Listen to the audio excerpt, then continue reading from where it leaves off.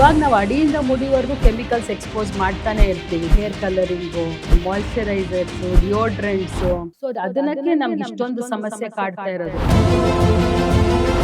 Sugar BP ಅನ್ನೋದು ಎಲ್ಲೋ 1000 ಜನರಲ್ಲಿ ಒಬ್ರನ್ನ ನೋಡ್ತಾ ಇದ್ವಿ ಮುಂಚೆ. ಈಗ ನಮ್ಮ ಕ್ಲಿನಿಕಲ್ ಬರೋ 10 ಜನರಲ್ಲಿ 8 ಜನಕ್ಕೆ ಇರುತ್ತೆ. ನೀವು ನೋಡ್ತಿರ್ಬೋದು, ಹೆಂಗಸರಲ್ಲಿ ಗಂಡಸರಲ್ಲಿ ಅಡಿಕ್ಷನ್ ಪ್ರಾಬ್ಲಮ್ಸ್. ಎಲ್ಲಾರ್ಗೂ ಆಲ್ಕೋಹಾಲ್ ಕನ್ಸಂಪ್ಷನ್ ಇರುತ್ತೆ, ಸಿಗರೇಟ್ ಸ್ಮೋಕಿಂಗ್ ಇರುತ್ತೆ, ಟೊಬ್ಯಾಕೋ ಚ್ಯೂವಿಂಗ್ ಇರುತ್ತೆ, ಡ್ರಗ್ ಹಿಸ್ಟ್ರಿ ಇರುತ್ತೆ. ಇದೆಲ್ಲ ಒಳಗಡೆ ಏನಾಗ್ಬೇಕು ಹೇಳಿ? IUI ಮಕ್ಕಳಾಗ್ತಾ ಇಲ್ಲ, IVF ನಲ್ಲೂ ಮಕ್ಕಳಾಗ್ತಾ ಇಲ್ಲ. ಅಂಥವರಿಗೆ ಒಂದು ಕೊನೆ ಆಪ್ಷನ್ ಅಂದ್ರೆ ಏನು? ಇದು ನಮ್ಮ ಫೇಟ್, ನಮ್ಗಿನ್ ಪಾಪುನೇ ಬೇಡ ಅಂತ ಅವರೇ ಡಿಸೈಡ್ ಮಾಡ್ಕೊಂಡ್ಬಿಡ್ತಾರೆ. ಸುಮನ್ ಟಿವಿ ಕನ್ನಡ ಹೆಲ್ತ್ ಕಾರ್ಯಕ್ರಮಕ್ಕೆ ಸ್ವಾಗತ. ನಾನು ಉಷಾ. ನಾವಿವತ್ತು ಪರಿಚಯ ಮಾಡಿಕೊಡ್ತಾ ಇರುವಂತಹ ಡಾಕ್ಟರ್ ಬೆಂಗಳೂರಿನ ಪ್ರಖ್ಯಾತ ಸ್ತ್ರೀರೋಗ ತಜ್ಞ ಆಗಿರುವಂತವರು. ಇವರು ಅದೆಷ್ಟೋ ಮಕ್ಕಳಿಲ್ಲದಂತಹ ದಂಪತಿಗೆ ಆಶಾದೀಪವಾಗಿದ್ದಾರೆ ಅಂತಾನೆ ಹೇಳಬಹುದು. ಪ್ರತಿ ಹೆಣ್ಣು ಒಂದು ಸಂಪೂರ್ಣತೆ ಅಥವಾ ಸಾರ್ಥಕತೆಯನ್ನ ಪಡೆಯೋದು ಮಗು ಹೆತ್ತು ತಾಯ್ತನವನ್ನ ಸಂಭ್ರಮಿಸಿದಾಗ್ಲೇ ಅಂತಾನೆ ಹೇಳ್ತೀವಿ. ಹಾಗೆ ಆಕೆ ಒಂದು ಮಗುವನ್ನ ಪಡಿಬೇಕು ಅಂದ್ರೆ ಯಾವ ರೀತಿ ತೊಂದರೆಯನ್ನ ಅನುಭವಿಸ್ತಾಳೆ, ಆಕೆಯ ಗರ್ಭಕ್ಕೆ ಸಂಬಂಧಿಸಿದಂತೆ ಏನೆಲ್ಲ ತೊಂದರೆಗಳು ಅನುಭವಿಸುವಂತಹ ಸಂದರ್ಭದಲ್ಲಿ ಮಾರ್ಗದರ್ಶಕವಾಗಿ ನಿಲ್ಲುವಂಥದ್ದು ಗರ್ಭಗುಡಿ IVF ಸೆಂಟರ್. ಗರ್ಭಗುಡಿ ಹೆಸರೇ ಹೇಳುವಂತೆ ಪ್ರತಿ ಹೆಣ್ಣು ಜನ್ಮ ಹೆರುವಂತಹ ಗರ್ಭಗುಡಿ ಇದ್ದಂತೆ ಇಂಥ ಗರ್ಭಕ್ಕೆ ಬರುವಂತಹ ತೊಂದರೆಗಳು, ಅದರಲ್ಲೂ ಪ್ರಮುಖವಾಗಿ ಇನ್ಫರ್ಟಿಲಿಟಿ ಅಂತ ಸಮಸ್ಯೆಗೆ ಯಾವ ರೀತಿಯಾದಂತಹ ಚಿಕಿತ್ಸೆಗಳಿದೆ, IVF ಅನ್ನೋ ಟ್ರೀಟ್ಮೆಂಟ್ ಯಾವ ರೀತಿ ನೆರವಾಗತ್ತೆ ಮಕ್ಕಳಾಗದೇ ಇರುವಂತವರಿಗೆ ಅನ್ನೋದನ್ನ ತಿಳಿಸ್ಕೊಡೋದಕ್ಕೆ ಗರ್ಭಗುಡಿ IVF ಸೆಂಟರ್ ನ ಫೌಂಡರ್ ಹಾಗೂ ಮೆಡಿಕಲ್ ಡೈರೆಕ್ಟರ್ ಆಗಿರುವಂತಹ ಆಶಾ S. ವಿಜಯ್ ಅವರು ನಮ್ಮ ಜೊತೆಗಿದ್ದಾರೆ. ಡಾಕ್ಟರ್, ಕಾರ್ಯಕ್ರಮಕ್ಕೆ ಸ್ವಾಗತ. ನಮಸ್ತೆ ಡಾಕ್ಟರ್, ಈಗ ಎಷ್ಟೋ ಜನಗಳಲ್ಲಿ ನಾವು ನೋಡ್ತಾ ಇರುವಂತದ್ದು ಇನ್ಫರ್ಟಿಲಿಟಿ. ಮುಂಚೆ ಎಲ್ಲ ಇದು ತುಂಬಾ ಅಂದ್ರೆ ತುಂಬಾ ಕಡಿಮೆ ಇರುವಂತದ್ದು, ಆದ್ರೆ ಈಗ ಕೆಮ್ಮು ನೆಗಡಿ ತರ ಇದು ಕೂಡ ಒಂದು ಕಾಮನ್ ಪ್ರಾಬ್ಲಮ್ ಅನ್ನೋ ತರ ಆಗೋಗಿದೆ. ಏನ್ ಹೇಳ್ತೀರಾ ಇದಕ್ಕೆ? ಆಕ್ಚುಲಿ ನೀವೊಂದು 25-30 ಇಯರ್ಸ್ ಬ್ಯಾಕ್ ಯಾರನ್ನಾದ್ರೆ ಎಷ್ಟು ಮಕ್ಕಳು ಅಂತ ಕೇಳಿದಾಗ 3-4 ಆ ತರ ನಂಬರ್ಸ್ ಜಾಸ್ತಿ ಹೇಳೋರು. ಅದಕ್ಕಿಂತ ಮುಂಚೆ ಡಬಲ್ ಡಿಜಿಟಲ್ ಎಲ್ಲ ಹೇಳೋರು, 10-12 ಡಜನ್ ಅಂತ ಎಲ್ಲ. ಸೊ ಮಕ್ಕಳಿರಲ್ಲವ ಮನೆ ತುಂಬಾ ಅಂತಾನು ಅವ್ರು ಎಲ್ಲಾರು ನಾಡ್ನುಡಿ ಕೂಡ ಇತ್ತು. ಬಟ್ ಬರ್ತಾ ಬರ್ತಾ ಎಲ್ಲೋ ಪಾಪ್ಯುಲೇಷನ್ ಕಂಟ್ರೋಲ್ ಅಂತ ಎಲ್ಲ ಬಂದ್ಮೇಲೆ ಫ್ಯಾಮಿಲಿ ಸೈಜು ಲಿಮಿಟ್ ಮಾಡ್ಕೋಬೇಕು ಅಂತ ಒಂದು ಕಾನ್ಸೆಪ್ಟ್ ಬಂತು. 2 ಇದ್ದರೆ ಚಂದ, ಆ ಥರ ಎಲ್ಲ ಏನೇನೋ ಸ್ಲೋಗನ್ಗಳು ಬಂತು. ಆಮೇಲೆ ನೋಡ್ತಾ ನೋಡ್ತಾ ಲೈಫ್ ಸ್ಟೈಲ್ ಎಷ್ಟು ಚೇಂಜ್ ಆಯ್ತು ಜನರದು ಅಂದ್ರೆ, ಸ್ಟ್ರೆಸ್ ಲೆವೆಲ್ಸ್ ತುಂಬ ಇನ್ಕ್ರೀಸ್ ಆಗೋಯ್ತು, ನಮ್ದು ಎಂಟೈರ್ ಲೈಫ್ ಸ್ಟೈಲ್ ಚೇಂಜ್ ಆಯಿತು. ಆಮೇಲೆ ಹೆಣ್ಣು ಆಚೆ ಹೋಗಿ ದುಡಿಯೋ ಥರ ಆಯಿತು, ಫುಲ್ ಚೇಂಜ್ ಆಯಿತು ಸೊಸೈಟಿ. ಫೈನಾನ್ಷಿಯಲ್ ಆಸ್ಪಿರೇಷನ್ಸ್ ಹೆಣ್ಣಿಗೂ ಬಂತು, ಪ್ರೊಫೆಷ್ನಲ್ ಆಸ್ಪಿರೇಷನ್ಸ್ ಬಂತು ಇಬ್ರಿಗೂ. ಸೊ ಅವ್ರದ್ದು ಪ್ರಯಾರಿಟೀಸ್ ಚೇಂಜ್ ಆಯಿತು. ಸೊ ಬರ್ತಾ ಬರ್ತಾ ನಮ್ಮದು ಫ್ಯಾಮಿಲಿ ಸೈಜು ಕಮ್ಮಿ ಆಗ್ತಾ ಬಂತು, ಮ್ಯಾರೇಜಸ್ ಪೋಸ್ಟ್ಪೋನ್ ಆಯಿತು, ಚೈಲ್ಡ್ ಬೇರಿಂಗ್ ಏಜು ಕೂಡ ಡಿಫ್ರೆಂಟ್ ಆಯಿತು. ಮುಂಚೆ 18-20ಗೆಲ್ಲ ಅವ್ರ ಫ್ಯಾಮಿಲೀಸ್ ಕಂಪ್ಲೀಟ್ ಮಾಡ್ಕೊಂಡ್ಬಿಡೋರು. ಬಟ್ ಇವಾಗ ಮ್ಯಾರೇಜ್ ಆಗದೆ 32-33 ಆ ಥರ ಆಗ್ತಾ ಇದೆ. ಸೊ ಅದೆಲ್ಲ ಸೇರಿ ಅವ್ರಿಗೆ ಇನ್ಫರ್ಟಿಲಿಟಿ ಸಮಸ್ಯೆ ಕೂಡ ಜಾಸ್ತಿ ಆಗ್ತಾನೆ ಬಂತು. ಶುಗರ್ BP ಅನ್ನೋದು ಎಲ್ಲೋ 1000 ಜನರಲ್ಲಿ ಒಬ್ರನ್ನ ನೋಡ್ತಾ ಇದ್ವಿ ಮುಂಚೆ. ಈಗ ನಮ್ ಕ್ಲಿನಿಕಲ್ ಬರೋ 10 ಜನರಲ್ಲಿ 8 ಜನಕ್ಕೆ ಇರುತ್ತೆ high sugar, high BP, already medicines ತಗೊಳ್ತಿರ್ತಾರೆ. ಇದೆಲ್ಲ ಸೇರಿ ಈ ನಮ್ಮ ಏನ್ ಹೇಳ್ತೀವಿ ಸಂತಾನಹೀನತೆ ಸಮಸ್ಯೆ ದಿನೇ ದಿನೇ ದಿನೇ ದಿನೇ ಜಾಸ್ತಿ ಆಗ್ತಾ ಇದೆ. ನೀವು ನೋಡ್ತಿರ್ಬೋದು, ಹೆಂಗಸರಲ್ಲಿ ಗಂಡಸರಲ್ಲಿ ಅಡಿಕ್ಷನ್ ಪ್ರಾಬ್ಲಮ್ಸ್. ಎಲ್ಲಾರ್ಗೂ ಆಲ್ಕೋಹಾಲ್ ಕನ್ಸಂಪ್ಷನ್ ಇರುತ್ತೆ, ಸಿಗರೇಟ್ ಸ್ಮೋಕಿಂಗ್ ಇರುತ್ತೆ, ಟೊಬ್ಯಾಕೋ ಚ್ಯೂವಿಂಗ್ ಇರುತ್ತೆ, ಡ್ರಗ್ ಹಿಸ್ಟ್ರಿ ಇರುತ್ತೆ. ಇದೆಲ್ಲ ಒಳಗಡೆ ಏನಾಗ್ಬೇಕು ಹೇಳಿ? ಎಂಟೈರ್ ನಮ್ದು ಆರ್ಗನ್ಸ್ ಎಲ್ಲ ಹಾಳಾಗ್ತಿರತ್ತೆ. ನೀವೇ ಹೇಳ್ದಂಗೆ ಗರ್ಭಕೋಶದ್ದು ಪ್ರಾಬ್ಲಮ್ಸ್ ಅದರಿಂದಾನೇ ಶುರು ಆಗೋದು, ಅಂಡಕೋಶದ್ದು ಕೂಡ. ಎಲ್ಲಾನು ಸೇರಿ ಇನ್ಫರ್ಟಿಲಿಟಿ ಸಮಸ್ಯೆ ದಿನೇ ದಿನೇ ದಿನೇ ಜಾಸ್ತಿ ಆಗ್ತಾ ಇದೆ. ಮ್ಯಾಮ್, ಈ ಇನ್ಫರ್ಟಿಲಿಟಿಗೆ ಎಲ್ಲೋ ಒಂದ್ ಕಡೆ ಲೈಫ್ ಸ್ಟೈಲ್ ಕಾರಣ ಅಂತ ನೀವ್ ಹೇಳಿದ್ರಿ. ಹಾಗೆ ಈ ಇನ್ಫರ್ಟಿಲಿಟಿ ಇದ್ದೋಂಥವ್ರು ಯಾವ ರೀತಿ ಮಕ್ಕಳನ್ನ ಪಡ್ಕೊಳ್ಬೇಕು ಅಂತಂದ್ರೆ ಸಮಸ್ಯೆಗಳನ್ನ ಎದುರಿಸ್ತಾ ಹೋಗ್ತಾರೆ ಮುಂದೆ? ಆಕ್ಚುಲಿ ಹೆಂಗಸರಲ್ಲಿ ಗಂಡಸರಲ್ಲಿ ಒಂದು ದೊಡ್ಡ ಪಿಡುಗು ಇವಾಗ ಒಬೆಸಿಟಿ. ಸೊ ಈಟಿಂಗ್ ಹ್ಯಾಬಿಟ್ಸೇ ಕಂಪ್ಲೀಟ್ ಚೇಂಜ್ ಆಗೋಗಿದೆ. ಒಂಥರ ಮುಂಚೆ ಎಲ್ಲ ಆಹಾರ ಸೇವನೆ ಮಾಡೋದು ಒಂಥರ ದೇವರನ್ನ ಪ್ರಾರ್ಥಿಸೋ ತರ ಮಾಡೋರು. ಕೂತ್ಕೊಂಡು ಪ್ರೇ ಮಾಡಿ ಅನ್ನಕ್ಕೆಲ್ಲ ಆಫರಿಂಗ್ ಕೊಟ್ಟು, it was A ritual in India. Vedic ನೋಡಿದಾಗ ನೀವು ಕಂಪ್ಲೀಟ್ ಆಗಿ ಪ್ರೇ ಮಾಡಿ ಅದೆಲ್ಲ ಏನೋ ಶಾಸ್ತ್ರಗಳು ಮಾಡಿ ಊಟ ಮಾಡೋರು, ಥ್ಯಾಂಕ್ಸ್ ಹೇಳಿ ಎಲ್ಲ. ಈಗ ಹೇಗಾಗಿದೆ ಅಂದ್ರೆ ಆನ್ ದ ಗೋ, ಆಫೀಸ್ಗೆ ಹೋಗೋವಾಗ ವೆಹಿಕಲ್ ಅಲ್ಲಿ ತಿನ್ನೋದು, ಎಲ್ಲೋ ಮಧ್ಯದಲ್ಲಿ ಇಳಿದ್ಬಿಟ್ಟು ಒಂದು ಗ್ರಾಬ್ ತಗೊಳ್ಳೋದು. ಆಮೇಲೆ ಯಾರು ಮನೇಲಿ ಪ್ರಿಪೇರ್ ಮಾಡೋದೇ ಕಮ್ಮಿ ಇವಾಗ, ಆರ್ಡರ್ ಮಾಡಿ ತಿನ್ನೋದು. ಆಮೇಲೆ full complete junk foods. So ಇದೆಲ್ಲ ಒಂದು ನಮ್ದು ಒಬೆಸಿಟಿಗೆ ಕಾರಣ ಆಗಿದೆ.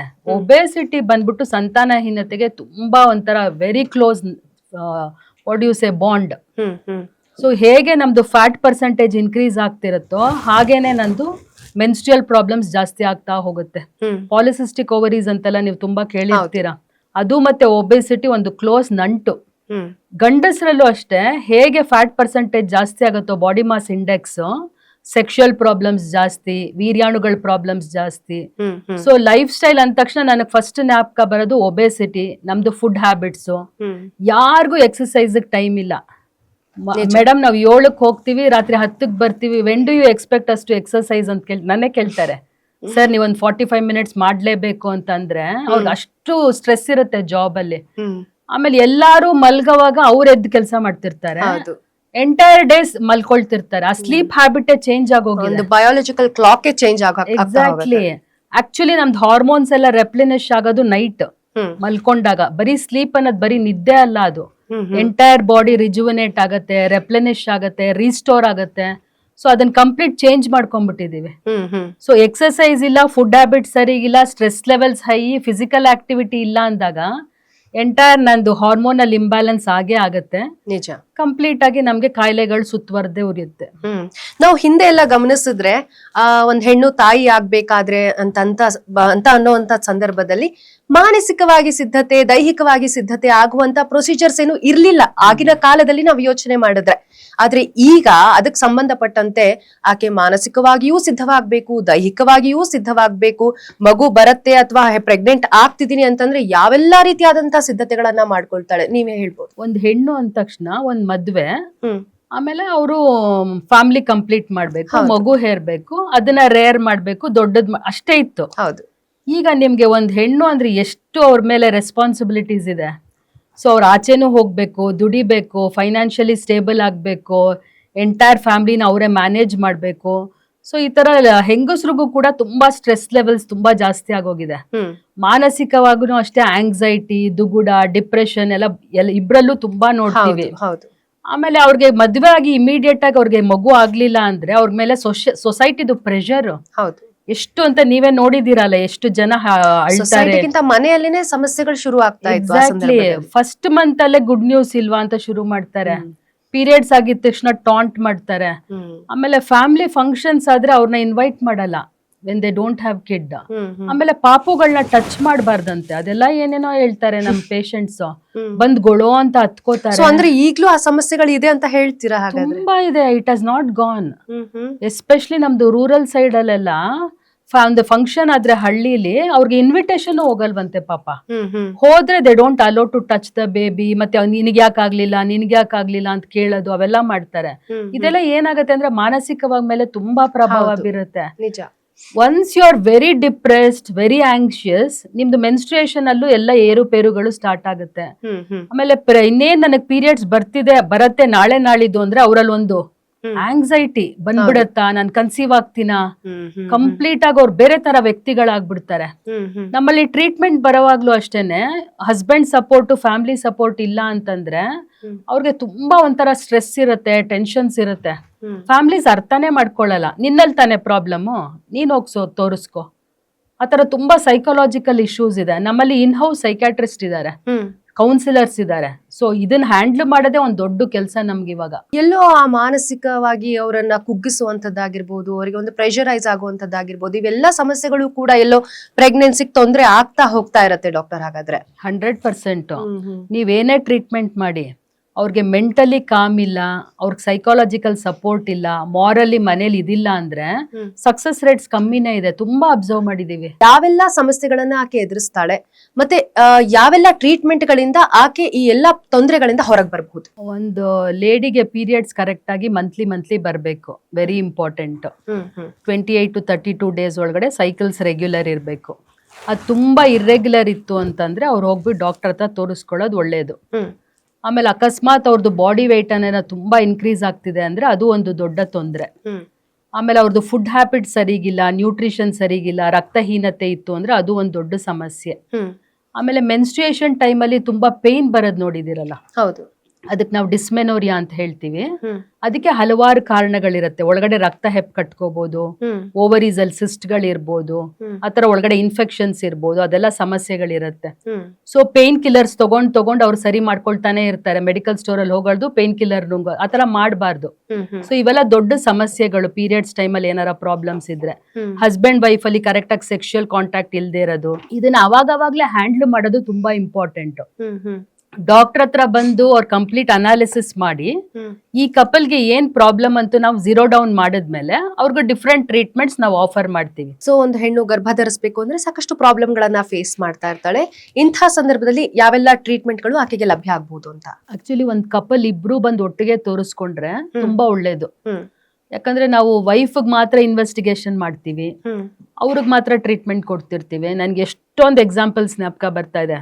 1 year 2 year ಬರೀ ಲೇಡಿ ಬರ್ತಾರೆ, ಹೌದು, ಅವ್ರಿಗೆ ಕಂಪ್ಲೀಟ್ ಆಗಿ ಟ್ರೀಟ್ಮೆಂಟ್ ಹಾಕಿರ್ತೀವಿ. ಏನು ಕನ್ಸೀವೇ ಆಗ್ತಿಲ್ಲ, ನಿಮ್ ಹಸ್ಬೆಂಡ್ ನ ಕರ್ಕೊಂಬನ್ನಿ ಅಂತ ಅಷ್ಟ್ ಹೇಳ್ತಿರ್ತೀವಿ. ಬಟ್ ಅವ್ರಿಗೆ ಮನೇಲಿ ಸಪೋರ್ಟ್ ಇರಲ್ಲ. ನಿನ್ಗೆ ಪ್ರಾಬ್ಲಮ್ ಇರೋದು, ನಾನ್ ಯಾಕೆ ಬರ್ಬೇಕು, ನಾನ್ ಹೆಲ್ತಿ ಇದ್ದೀನಿ, ನಾನು ಎಷ್ಟು ಒಂದೇನಾರ ಮೆಡಿಸಿನ್ಸ್ ತಗೊಳ್ತಿದ್ದೀನ, ನಾನ್ ಚೆನ್ನಾಗಿದ್ದೀನಿ. ಫೈನಲಿ ಗೊತ್ತಾಗತ್ತೆ ಅವ್ರಿಗೆ ಸ್ಪರ್ಮ್ಸೇ ಇಲ್ಲ ಅಂತ. ಸೊ ಎಷ್ಟು ಟೈಮ್ ವೇಸ್ಟ್, ದುಡ್ಡು, ಕಾಲ ಇಷ್ಟೊಂದು ಬದಲಾದ್ರೂ ಕೂಡ ಈ ಕೆಲವೊಂದು ಗಂಡಸರ ಮನಸ್ಥಿತಿ ಇನ್ನೂ ಕೂಡ ಹಾಗೆ ಇದೆ. ಏನಂತ ಹೇಳಿ ತುಂಬಾ ಇಂಪ್ರೂವ್ಮೆಂಟ್ ಇದೆ. ಮುಂಚೆ 20 years ಬ್ಯಾಕ್ ಬರ್ತಾನೆ ಇರ್ಲಿಲ್ಲ. ಮಗು ಆಗ್ಬೇಕು ಅಂದ್ರೆ ಹೆಣ್ಣದೇ ರೆಸ್ಪಾನ್ಸಿಬಿಲಿಟಿ, ಅವಳೇ ಹೋಗಿ ತೋರಿಸ್ಕೋಬೇಕು. ಆಮೇಲೆ ಇನ್ನೊಂದ್ ವಿಷಯ ಗೊತ್ತಾ, ತಾಯಿ ಮನೆಯವರೇ ಟ್ರೀಟ್ಮೆಂಟ್ ಕೊಡಿಸ್ಬೇಕು. ಮುಂಚೆ ಎಲ್ಲ ಹಾಗೆ ಇದ್ದಿದ್ದು. ಫಸ್ಟ್ ಬೇಬಿದು ಕಂಪ್ಲೀಟ್ ಬಾಣಂತನ ಪ್ರೆಗ್ನೆನ್ಸಿ ಐ ಅಂಡರ್ಸ್ಟ್ಯಾಂಡ್. ಇನ್ಫರ್ಟಿಲಿಟಿ ಕೂಡ ಅಮ್ಮನೇ ಮಾಡ್ಬೇಕು. ಸೊ ನಾವು ಸ್ಪೆಂಡ್ ಮಾಡಲ್ಲ. ಆ ತರ ಎಲ್ಲಾ ಮನಸ್ಥಿತಿಗಳಿದೆ ಇವಾಗ. ತುಂಬಾ ಜನ ಹೆಂಗಸರು ಬಂದು ಅಳ್ತಾರ ಪಾಪ ಅಮ್ಮನ್ ಕರ್ಕೊಂಬಂದು. ಸೊ ಈಗ 2 years 3 years ಟ್ರೀಟ್ಮೆಂಟ್ ಕೊಟ್ಟಾದ್ಮೇಲೆ ಹಸ್ಬೆಂಡ್ ನ ಕರ್ಕೊಂಬಂದು ಅವ್ರಿಗೆ ತೋರ್ಸಿದ್ರೆ ಎಷ್ಟು ಎಂಟೈರ್ 3 ವರ್ಷ ಒಟ್ಟೋಯ್ತು ಲೇಡಿಗೆ. ಫಾರ್ ಎಕ್ಸಾಂಪಲ್ 30 ರಿಂದ 33 ವರ್ಷ ಅಂತಂದ್ರೆ ಎಷ್ಟು ಒಟ್ಟೋಯ್ತಲ್ಲ ಪ್ರೆಷಿಯಸ್ ಟೈಮ್. ಸೊ ಇಬ್ರು ಬಂದು ಕರೆಕ್ಟ್ ಆಗಿ ಇನ್ವೆಸ್ಟಿಗೇಟ್ ಮಾಡಿಸ್ಕೊಂಡ್ರೆ ತುಂಬಾ ಒಳ್ಳೇದು. ಯಾರಿಗ್ ಪ್ರಾಬ್ಲಮ್ ಅಂತ ಇನಿಷಿಯಲಿನೇ ಗೊತ್ತಾಗ್ಬಿಡುತ್ತೆ.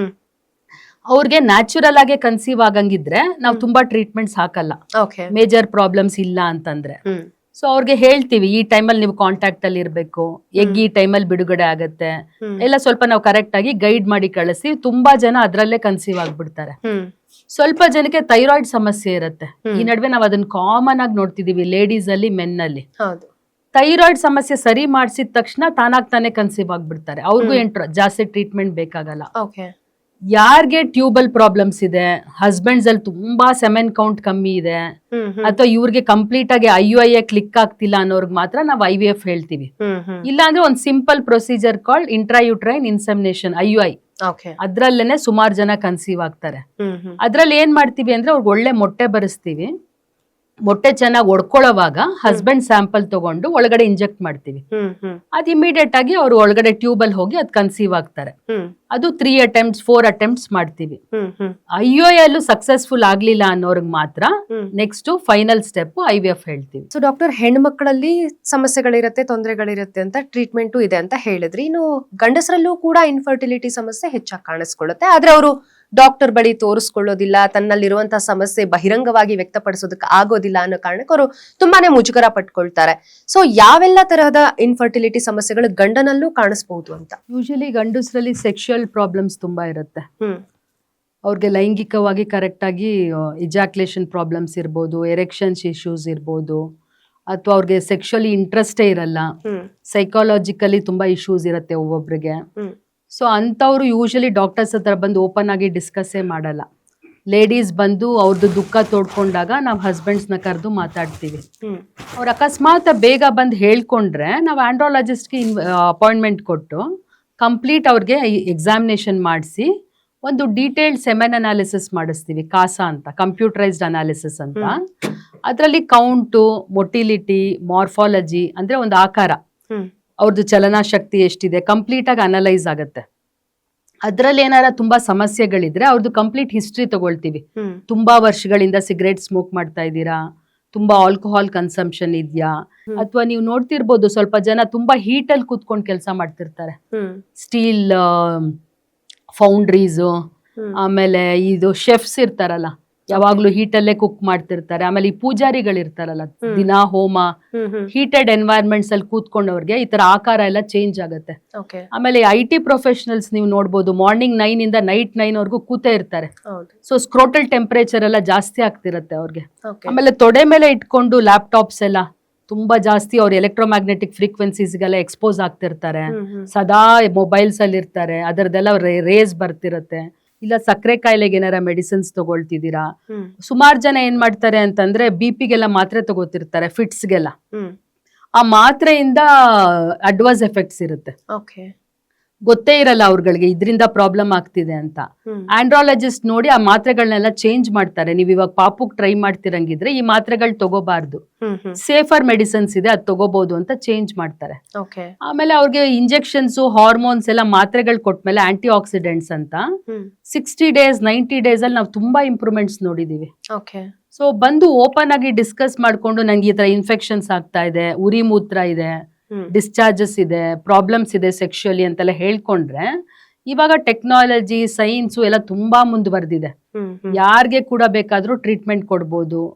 ಆಮೇಲೆ ಎಷ್ಟೋ ಜನಕ್ಕೆ ಝೀರೋ ಸ್ಪರ್ಮ್ಸ್ ಅಂತೆಲ್ಲ ನೋಡಿರ್ತೀರಾ ನೀವು, ಅಜೂಸ್ಪರ್ಮಿಯಾ ಅಂತೀವಿ, ಅವ್ರಿಗೂ ಕೂಡ ಟ್ರೀಟ್ಮೆಂಟ್ ಕೊಟ್ಬಿಟ್ಟು ಅವ್ರದೇ ಮಗು ಮಾಡ್ಕೊಂಡಿರೋದು ಹಲವಾರು ಎಕ್ಸಾಂಪಲ್ಸ್ ಇದೆ ನಮ್ಮಲ್ಲಿ. ಸುಮಾರು ವರ್ಷದಿಂದ ಮದ್ವೆ ಆಗಿದ್ದೀವಿ, ನಾವಿಬ್ರು ಚೆನ್ನಾಗಿದ್ದೀವಿ, ಹೆಲ್ದಿ ಆಗಿದ್ದೀವಿ, ಎಲ್ಲಾ ರೀತಿಯಿಂದ ಆರೋಗ್ಯವಾಗಿ ನಾವು ತುಂಬಾ ಚೆನ್ನಾಗಿ ಜೀವನ ನಡೀತಾ ಇದೆ ಅಂತ ಅನ್ನೋ ಸಂದರ್ಭದಲ್ಲಿ ಆದ್ರೂ ಮಕ್ಕಳಾಗ್ತಾ ಇಲ್ಲ. 2 ವರ್ಷ ಆಯ್ತು, ಆದ್ರೂ ಮಕ್ಕಳಾಗ್ತಾ ಇಲ್ಲ.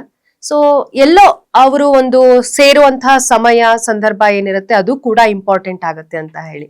ಸೊ ಒಂದು ಗಂಡು ಅಥವಾ ಹೆಣ್ಣು ಮಗುವನ್ನು ಬಯಸುವಂತಹ ಸಂದರ್ಭದಲ್ಲಿ ಯಾವ ಸಂದರ್ಭದಲ್ಲಿ ಅವರಿಬ್ರು ಸೇರ್ಬೇಕು? ಆಕ್ಚುಲಿ ತುಂಬಾ ಜನಕ್ಕೆ ಈ ನಾಲೆಜೇ ಇರಲ್ಲ. ಪೀರಿಯಡ್ಸ್ ಆಗಿದ ತಕ್ಷಣ ಕಾಂಟ್ಯಾಕ್ಟ್ ಇದ್ರೆ ಮಾತ್ರ ಆಗತ್ತೆ ಅಂತೆಲ್ಲ ಅನ್ಕೊಂಡಿರ್ತಾರೆ. ಆಕ್ಚುಲಿ ಅದಲ್ಲ. ಸೊ ಅವ್ರಿಗೆ ಪೀರಿಯಡ್ಸ್ ಆಗಿ ಕಂಪ್ಲೀಟ್ ಆಗಿ ಬ್ಲೀಡಿಂಗ್ ನಿಲ್ಲತ್ತಲ್ಲ, ಅದಾದ್ಮೇಲೆ ಎಗ್ದು ಕಂಪ್ಲೀಟ್ ಆಗಿ ಡೆವಲಪ್ಮೆಂಟ್ ಸ್ಟಾರ್ಟ್ ಆಗೋದು. ಪೀರಿಯಡ್ಸ್ ಆಗಿ 12th 13th 14th day mid cycle ಅಲ್ಲಿ ಎಗ್ ಫುಲ್ಲಿ ಡೆವಲಪ್ ಆಗಿ ರಪ್ಚರ್ ಆಗುತ್ತೆ. ರಪ್ಚರ್ ಆದ್ಮೇಲೆ ಎಗ್ ಬಂದ್ಬಿಟ್ಟು ಅವ್ರದ್ದು ಫೆಲೋಪಿಯನ್ ಟ್ಯೂಬ್ ಅಂದ್ರೆ ಗರ್ಭನಾಳದಲ್ಲಿ ಬಂದ್ ಕೂತ್ಕೊಳ್ಳುತ್ತೆ. ಬಟ್ ಅದು ಜೀವಂತವಾಗಿರೋದು ಬರೀ 24 hours. ಸೊ ಆ ಟೈಮ್ ತುಂಬಾ ಕ್ರೂಷಿಯಲ್. ಅವ್ರು ಆ ಟೈಮಲ್ಲಿ ಕಾಂಟ್ಯಾಕ್ಟ್ ಇಲ್ಲ ಅಂದ್ರೆ, ಆ ಮಿಸ್ ಆಗೋಯ್ತು ಅಂದ್ರೆ ನೆಕ್ಸ್ಟ್ ಮಂತ್ ಮತ್ತೆ ಮಿಡ್ ಸೈಕಲ್ ಕೊಟ್ಟೋಗುತ್ತೆ. ಸೊ ಸುಮಾರು ಜನಕ್ಕೆ ಈ ನಾಲೆಜ್ ಇರಲ್ಲ. ಸೊ ನಾವು ಅವ್ರಿಗೆ ಹೇಳ್ತೀವಿ ಓವ್ಯುಲೇಷನ್ ಅನ್ನೋದು ಯಾವ ಟೈಮಲ್ಲಿ ಆಗುತ್ತೆ, ನೀವು ಸ್ಕ್ಯಾನ್ ಮೂಲಕ ಎಗ್ ಬೆಳವಣಿಗೆ ಆಗ್ತಿದ್ಯಾ ಇಲ್ವಾ ಅಂತ ಚೆಕ್ ಮಾಡಿಸ್ಕೊಳ್ಳಿ. ಅದು ಕಂಪ್ಲೀಟ್ ಡೆವಲಪ್ ಆದಾಗ ಬಿಡುಗಡೆ ಆಗೋ ಟೈಮ್ನ ನಾವು ಹೇಳ್ತೀವಿ. ಆ ಟೈಮಲ್ಲಿ ನೀವು ಕಾಂಟ್ಯಾಕ್ಟ್ ಇದ್ರೆ ಕರೆಕ್ಟ್ ಆಗಿ ನೀವು ಕನ್ಸೀವ್ ಆಗ್ತೀರಾ ಅಂತ ಹೇಳ್ತೀವಿ. ಅಕಸ್ಮಾತ್ ಅವ್ರು ಡಾಕ್ಟರ್ ಹತ್ರ ಬರಕ್ ಆಗ್ತಿಲ್ಲ, ಸ್ಕ್ಯಾನ್ ಮಾಡ್ಸಕ್ ಆಗ್ತಿಲ್ಲ ಅಂದ್ರೆ 10th ಡೇ ಇಂದ 16th or 18th ಡೇ ಆ ಮಿಡ್ಲ್ ಇರುತ್ತಲ್ಲ, ಅದು ಫರ್ಟೈಲ್ ಪೀರಿಯಡ್. ಆ ಟೈಮಲ್ಲಿ ಅವ್ರು ಕಾಂಟ್ಯಾಕ್ಟ್ ಇಟ್ಕೊಂಡ್ರೆ ಪ್ರಾಪರ್ ಆಗಿ ಅಟ್ಲೀಸ್ಟ್ 1 day ಬಿಟ್ಟು 1 day ಅವ್ರ ಪ್ರೆಗ್ನೆನ್ಸಿ ಆಗೋ ಚಾನ್ಸಸ್ ತುಂಬಾ ಹೈ ಇರುತ್ತೆ. ಸುಮಾರು ಜನ ಏನ್ ಮಾಡ್ತಿರ್ತಾರೆ, ನಮಗ್ ಮಕ್ಳು ಬೇಡ ಅಂತ ಫ್ಯಾಮಿಲಿ ಪ್ಲಾನಿಂಗ್ ಮಾಡ್ತಿರ್ತಾರಲ್ಲ, ಅವ್ರು ಆ ಟೈಮಲ್ಲಿ ಕಾಂಟ್ಯಾಕ್ಟ್ ಇರಬಾರ್ದು, ಅವಾಗ ಅವ್ರು ಕನ್ಸೀವ್ ಆಗಲ್ಲ. ಮಕ್ಕಳ ಆಗದೆ ಇರೋದಕ್ಕೆ ಅಂತ ಹೇಳಿ ಏನಂದ್ರೆ ಈ 1-2 ವರ್ಷ ಗ್ಯಾಪ್ ಏನ್ ತಗೊಂಡಿರ್ತಾರೆ, ಆ ಟೈಮಲ್ಲಿ ಒಂದು ಪ್ರೊಡಕ್ಷನ್ ಯೂಸ್ ಮಾಡುವಂತದ್ದು ಅಥವಾ ಟ್ಯಾಬ್ಲೆಟ್ಸ್ ಗಳನ್ನ ಯೂಸ್ ಮಾಡುವಂತದ್ದು ಇವೆಲ್ಲ ಕೂಡ ಆಗ್ತಾ ಇರುತ್ತೆ. ಅದು ಕೂಡ ಏನಾದ್ರೂ ಮಕ್ಕಳು ಆಗದೆ ಇರೋದಕ್ಕೆ ಕಾರಣ ಆಗ್ಬಹುದಾ ಅಂತ? ತುಂಬಾ ಆಕ್ಚುಲಿ ಲೇಡೀಸ್ ಡಾಕ್ಟರ್ಸ್ ಹತ್ರ ಕರೆಕ್ಟ್ ಆಗಿ ಅಡ್ವೈಸೇ ತಗೊಳಲ್ಲ. ಮೆಡಿಕಲ್ ಸ್ಟೋರ್ ಅಲ್ಲಿ ಹೋಗ್ಬಿಟ್ಟು ನಮ್ದು ಪೀರಿಯಡ್ಸ್ ಹಿಂದೆ ಮಾಡ್ಬೇಕು ಮುಂದೆ ಮಾಡ್ಬೇಕು ಅಂತೆಲ್ಲ ಟ್ಯಾಬ್ಲೆಟ್ಸ್ ತಾವೇ ತಗೊಳ್ತಿರ್ತಾರೆ. ಒಂದ್ಸಲಿ ತಗೊಂಡ್ ಸುಮ್ನೆ ಆಗಲ್ಲ, ಪ್ರತಿ ಫಂಕ್ಷನ್ಗೂ ಪ್ರತಿ ಅವ್ರದ್ದೇನೋ ಪಾರ್ಟಿಗೂ ತಗೊಳ್ತಾನೆ ಇರ್ತಾರೆ. ಸೊ ಅದ್ ಕಂಪ್ಲೀಟ್ ಆಗಿ ಏರುಪೇರು ಮಾಡ್ತಿರತ್ತೆ ನಮ್ ಬಾಡಿಲಿ ಹಾರ್ಮೋನ್ಸ್. ಇನ್ನೊಂದು ನನಗ್ ಮಗು ಬೇಡ ಅನ್ಬಿಟ್ಟು ನುಂಗ್ತಾನೆ ಇರ್ತಾರೆ ಟ್ಯಾಬ್ಲೆಟ್ಸ್, ಯಾರಿಗೂ ಅಡ್ವೈಸು ತಗೊಳಲ್ಲ. ಆಕ್ಚುಲಿ ನಾನು ನೋಡಿದೀನಿ ಲೇಡೀಸು 2 years 3 years ಎಲ್ಲ ಮಾತ್ರ ನುಂಗ್ತಾ ಇರ್ತಾರೆ. ಕಂಪ್ಲೀಟ್ ಆಗಿ ಅವ್ರ ಓವರೀಸ್ ಎಲ್ಲ ತುಂಬಾ ಸ್ಮಾಲ್ ಆಗ್ಬಿಟ್ಟಿರತ್ತೆ ತಗೊಂಡ್ ಸಪ್ರೆಸ್ ಮಾಡಿ. ಸೊ ನಾನು ಒಂದ್ ಲೇಡಿ ನೋಡಿದ್ದೆ, ಕೆಂಗೇರಿಯಿಂದ ಬಂದಿದ್ರು, ವೆರಿ ಎಜುಕೇಟೆಡ್, ಯಾರಿಗೂ ಹೇಳ್ದೆ 3 ವರ್ಷ ಓರಲ್ ಕಾಂಟ್ರಸೆಪ್ಟಿವ್ ನುಂಗಿದ್ದಾರೆ. ಇವಾಗ ನನಗೆ ಮಗು ಆಗ್ತಿಲ್ಲ, ಪೀರಿಯಡ್ಸ್ ಆಗ್ತಿಲ್ಲ ಅಂತ ಬಂದಿದ್ದಾರೆ. ಬಟ್ ಅಷ್ಟು ಸಪ್ರೆಸ್ ಆಗೋಗಿದೆ ಒಳಗಡೆ ಹಾರ್ಮೋನ್ಸ್ ಎಲ್ಲ, OC ಪಿಲ್ಸ್ ತಗೊಂಡು ಅವ್ರನ್ನ ವಾಪಸ್ ನಾರ್ಮಲ್ ಬರಸೋದಕ್ಕೆ, ಪೀರಿಯಡ್ಸ್ ಬರ್ಸಕ್ಕದೇನೆ we took 6 months of treatment. ಅದಾದ್ಮೇಲೆ ಅವ್ರು ಕನ್ಸೀವ್ ಆಗಿದ್ದು. ಸೊ ಡಾಕ್ಟರ್ ಅಡ್ವೈಸ್ ಇಲ್ದೆ ತಾವೇ ಸೆಲ್ಫ್ ಮೆಡಿಕೇಶನ್ ಮಾಡ್ಕೊಂಡು ಹಾರ್ಮೋನ್ ಟ್ಯಾಬ್ಲೆಟ್ಸ್ ತಗೊಳ್ಳೋದು, ಮಗು ಬೇಡ ಅಂತ ಮೆಜರ್ಸ್ ತಗೊಳ್ಳೋದು, ಅದೆಲ್ಲ ಮಾಡಬಾರ್ದು. ಯಾವ್ದಾದ್ರು ಒಂದು ಸ್ಪೆಷಲಿಸ್ಟ್ ನ ಕೇಳ್ಬೇಕು. ಫಾರ್ ಎಕ್ಸಾಂಪಲ್ ನನಗೆ ಇವಾಗ ಚೆಸ್ಟ್ ಪೇನ್ ಬರ್ತಿದೆ ಅಂದ್ರೆ ಕಾರ್ಡಿಯಾಲಜಿಸ್ಟ್ ಹತ್ರ ನಾನು ಹೋಗ್ಲೇಬೇಕು. ಅದೇ ತರ ಪೀರಿಯಡ್ ಸಮಸ್ಯೆ ಇದೆ ಅಂದ್ರೆ ಯಾರಾದ್ರೂ ನಾವು ಫರ್ಟಿಲಿಟಿ ಎಕ್ಸ್ಪರ್ಟ್ ಹತ್ರ ಹೋಗ್ಬಿಟ್ಟು ನಾವು ಅಡ್ವೈಸ್ ತಗೊಳ್ಳೇಬೇಕು. ಇತ್ತೀಚೆಗೆ ಏನಂದ್ರೆ ಜನರೇಷನ್ ಕೂಡ ಅಷ್ಟೇ ಫಾಸ್ಟ್ ಆಗ್ತಾ ಇದೆ. Yeah. ಮದುವೆ ಆದ್ಮೇಲಿಂದು ಸೆಕ್ಷುವಲ್ ಲೈಫ್ ಬೇರೆ, ಮದ್ವೆ ಮುಂಚೆನೆ ಕೂಡ ಎಷ್ಟೋ ಯಂಗ್ಸ್ಟರ್ಸ್ ಈ ಒಂದು ಸೆಕ್ಷುವಲ್ ಲೈಫ್ ನ ಅದಕ್ಕೆ ಬೀಳ್ತಾ ಇರುವಂತವ್ರು. ಸೊ ಅಂತ ಸಂದರ್ಭದಲ್ಲಿ ಸೇಫ್ಟಿ ಅಂತ ಹೇಳ್ಬಿಟ್ಟು ಈ ಪ್ರೊಟೆಕ್ಷನ್ ಗಳನ್ನ ಯೂಸ್ ಮಾಡೋದು ಎಲ್ಲೋ ಮುಂದೆ ಫ್ಯೂಚರ್ ಅಲ್ಲಿ ಮದುವೆ ಆದ ನಂತರ ಸಂದರ್ಭದಲ್ಲಿ ಇದೆಲ್ಲೋ ಒಂದ್ ಕಡೆ ಅವ್ರಿಗೆ ಎಫೆಕ್ಟ್ ಆಗುತ್ತೆ. ಈ ಮುಖಾಂತರ ನಿಮ್ಮ ಕಿವಿ ಮಾತೇನು ಡಾಕ್ಟರ್ ಅಂತ? ತುಂಬಾ ಇಂಪಾರ್ಟೆಂಟ್ ಪ್ರಶ್ನೆ ಇದು. ಸೆಕ್ಷುವಲ್ಲಿ ಆಕ್ಟಿವ್ ತುಂಬಾ ಬೇಗ they are starting their sexual life, but they don't want pregnancies. So ಅದು ಅವಾಯ್ಡ್ ಮಾಡೋದಕ್ಕೆ ಏನ್ ಮಾಡ್ತಾರೆ, ಎಮರ್ಜೆನ್ಸಿ ಕಾಂಟ್ರಸೆಪ್ಟಿವ್ಸ್ ಅಂತೆಲ್ಲ ಬಂದಿದೆ. So after sexual act immediate ಆಗಿ ಮಾತ್ರೆ ನುಂಗೋದು, ಆಮೇಲೆ ಕಂಟಿನ್ಯೂಸ್ ಆಗಿ ಓರಲ್ ಕಾಂಟ್ರಸೆಪ್ಟಿವ್ ಪಿಲ್ಸ್ ಬ್ಯಾಗ್ ಅಲ್ಲಿ ಇದ್ದೇ ಇರತ್ತಂತೆ ಅನ್ಮ್ಯಾರಿಡ್ ಅಲ್ಲಿ ಕೂಡ. ನನ್ಗಿದು ಆಶ್ಚರ್ಯ ಆಯ್ತು ಆಕ್ಚುಲಿ. ಇದಕ್ಕೆ ಇವಾಗ ಏಜ್ ಅನ್ನೋದೇ ಬರ್ತಾ ಇಲ್ಲ ಡಾಕ್ಟರ್. ಸೊ ಇದೆಲ್ಲ ಮುಂದೆ ತುಂಬಾ ದುಷ್ಪರಿಣಾಮಗಳು ಹೊಂದುತ್ತೆ. ಆಮೇಲೆ ಅಕಸ್ಮಾತ್ ಅವ್ರಿಗೆ ಪ್ರೆಗ್ನೆನ್ಸಿ ಕನ್ಸೀವ್ ಆಗ್ಬಿಟ್ರೆ ಅದನ್ನ ಹೋಗ್ಬಿಟ್ಟು ಅವ್ರು ಕ್ಲೀನ್ ಮಾಡಿಸ್ಕೊಳ್ಳೋದು, ಅಬಾರ್ಟ್ ಮಾಡಿಸ್ಕೊಳ್ಳೋದು, MTP ಟ್ಯಾಬ್ಲೆಟ್ಸ್ ತಗೊಳ್ಳೋದು, ಅದನ್ನು ತುಂಬಾ ವಾಡಿಕೆ ಆಗೋಗಿದೆ ಇವಾಗ. ಸೊ ಅವ್ರು ಅಕಸ್ಮಾತ್ ಕರೆಕ್ಟ್ ಆಗಿ ಅವ್ರದ್ದೆಲ್ಲ ಪ್ರಾಡಕ್ಟ್ಸ್ ಆಚೆ ಹೋಗ್ಲಿಲ್ಲ ಅಂದ್ರೆ ಒಳಗಡೆನೆ ಉಳ್ಕೊಳ್ಳುತ್ತದು ಪ್ರಾಡಕ್ಟ್ಸ್. ಕರೆಕ್ಟಾ? ಅದು ಇನ್ಫೆಕ್ಟ್ ಆಗುತ್ತೆ ಒಳಗಡೆ. ಯೂಟ್ರಸ್ ಇನ್ಫೆಕ್ಟ್ ಆಗಿದ ತಕ್ಷಣ ಅದು ಟ್ಯೂಬ್ಸ್ ಅಲ್ಲಿ ಒಳಗಡೆ ಪೆಲ್ವಿಸ್ ಅಲ್ಲೆಲ್ಲ ಇನ್ಫೆಕ್ಷನ್ ಆಗುತ್ತೆ. ಅದ್ ಮುಂದಕ್ಕೆ ದೊಡ್ಡ ಸಮಸ್ಯೆ ಆಗುತ್ತೆ. ನಾನು ಸುಮಾರು ಜನರಲ್ಲಿ ನೋಡ್ತಾ ಇದ್ದೀನಿ ಅದನ್ನ. ಈಗ್ಲೇ ಬೇಡ ಮಗು ಅಂತ ಅನ್ಬಿಟ್ಟು ಟ್ಯಾಬ್ಲೆಟ್ಸ್ ತಗೊಳ್ತಾರೆ, ಕ್ಲೀನ್ ಮಾಡಿಸ್ಕೊಳ್ತಾರೆ. ಅದ್ ಸರಿಗಾಗ್ಲಿಲ್ಲ ಅಂತ ಅನ್ಬಿಟ್ಟು ಇನ್ಫೆಕ್ಷನ್ ಆಗುತ್ತೆ. ಅದರದೇ ಒಂದು ದೊಡ್ಡ ವಿಷವರ್ತುಲ ಅದು. ಅದಕ್ಕೆ ಸಿಕ್ಕಾಕೊಳ್ತಾರೆ. ಆಮೇಲೆ ಈ ಟ್ಯಾಬ್ಲೆಟ್ಸ್ ನುಂಗ್ಬಿಟ್ಟು ಎಷ್ಟೊಂದು ಹಾರ್ಮೋನಲ್ ಪ್ರಾಬ್ಲಮ್ಸ್ ಒಳಗಾಗ್ತಾರೆ. ಸೊ ಸೆಕ್ಷುವಲ್ ಲೈಫ್ ಹೋಗೋವಾಗ ತುಂಬಾ ಕೇರ್ಫುಲ್ ಇರಬೇಕು. It is not so easy. But partners ಕೂಡ ಅವ್ರ ಅಷ್ಟೇ ತುಂಬಾ ಒಂದು ರೆಗ್ಯುಲರ್ ಆಗಿ ಒಂದ್ ಪಾರ್ಟ್ನರ್ ಇಟ್ಕೊಂಡು ಸೇಫ್ ಸೆಕ್ಸ್ ಮಾಡೋದೇ ಇಲ್ಲ. ರಿಪೀಟೆಡ್ ಆಗಿ ಪಾರ್ಟ್ನರ್ಸ್ ನ ಚೇಂಜ್ ಮಾಡ್ಬೋದು. ಮತ್ತೆ ಅವ್ರಿಗೆಲ್ಲ ಏನ್ ಸಮಸ್ಯೆ ಇರುತ್ತೋ, ಸೆಕ್ಷುಯಲಿ ಟ್ರಾನ್ಸ್ಮಿಟೆಡ್ ಇನ್ಫೆಕ್ಷನ್ಸ್ ಇರುತ್ತೋ ಅದು ಕೂಡ ಲೇಡೀಸ್ಗೆ ಟ್ರಾನ್ಸ್ಮಿಟ್ ಆಗ್ಬೋದು, ಪ್ರಾಬ್ಲಮ್ಸ್ ಆಗ್ಬೋದು, ಪೆಲ್ವಿಕ್ ಇನ್ಫೆಕ್ಷನ್ಸ್ ಆಗ್ಬೋದು. ಟ್ಯೂಬ್ ಕಂಪ್ಲೀಟ್ ಆಗಿ ಬ್ಲಾಕ್ ಆಗೋಗುತ್ತೆ. ಸೊ ಆ ಟ್ಯೂಬ್ ಬ್ಲಾಕ್ ಆಗೋದ್ಮೇಲೆ ಅದನ್ನ ಓಪನ್ ಮಾಡೋದು ಎಲ್ಲ ತುಂಬಾ ಕಷ್ಟ. ಸೊ ಹೆಲ್ತಿ ಟ್ಯೂಬ್ಸ್ ಇದ್ರೆ ಮಾತ್ರ ನಾವು ನ್ಯಾಚುರಲ್ ಆಗಿ ಕನ್ಸೀವ್ ಆಗಿ ಪ್ರೆಗ್ನೆನ್ಸಿ ಆಗುತ್ತೆ. ಕಂಪ್ಲೀಟ್ ಆಗಿ ಒಳಗಡೆ ಇನ್ಫೆಕ್ಷನ್ಸ್ ಆಗ್ಬಿಟ್ಟು ಒಂದಕ್ಕೊಂದು ಅಂಟ್ಕೊಂಡ್ಬಿಟ್ರೆ ಅದನ್ನ ಮತ್ತೆ ನಾವು ನಾರ್ಮಲ್ ಆಗಿ ಮಾಡೋದು, ಆ ದೇವ್ರು ಕೊಟ್ಟಿರೋ ತರ ಮಾಡೋದು ತುಂಬಾ ಕಷ್ಟ.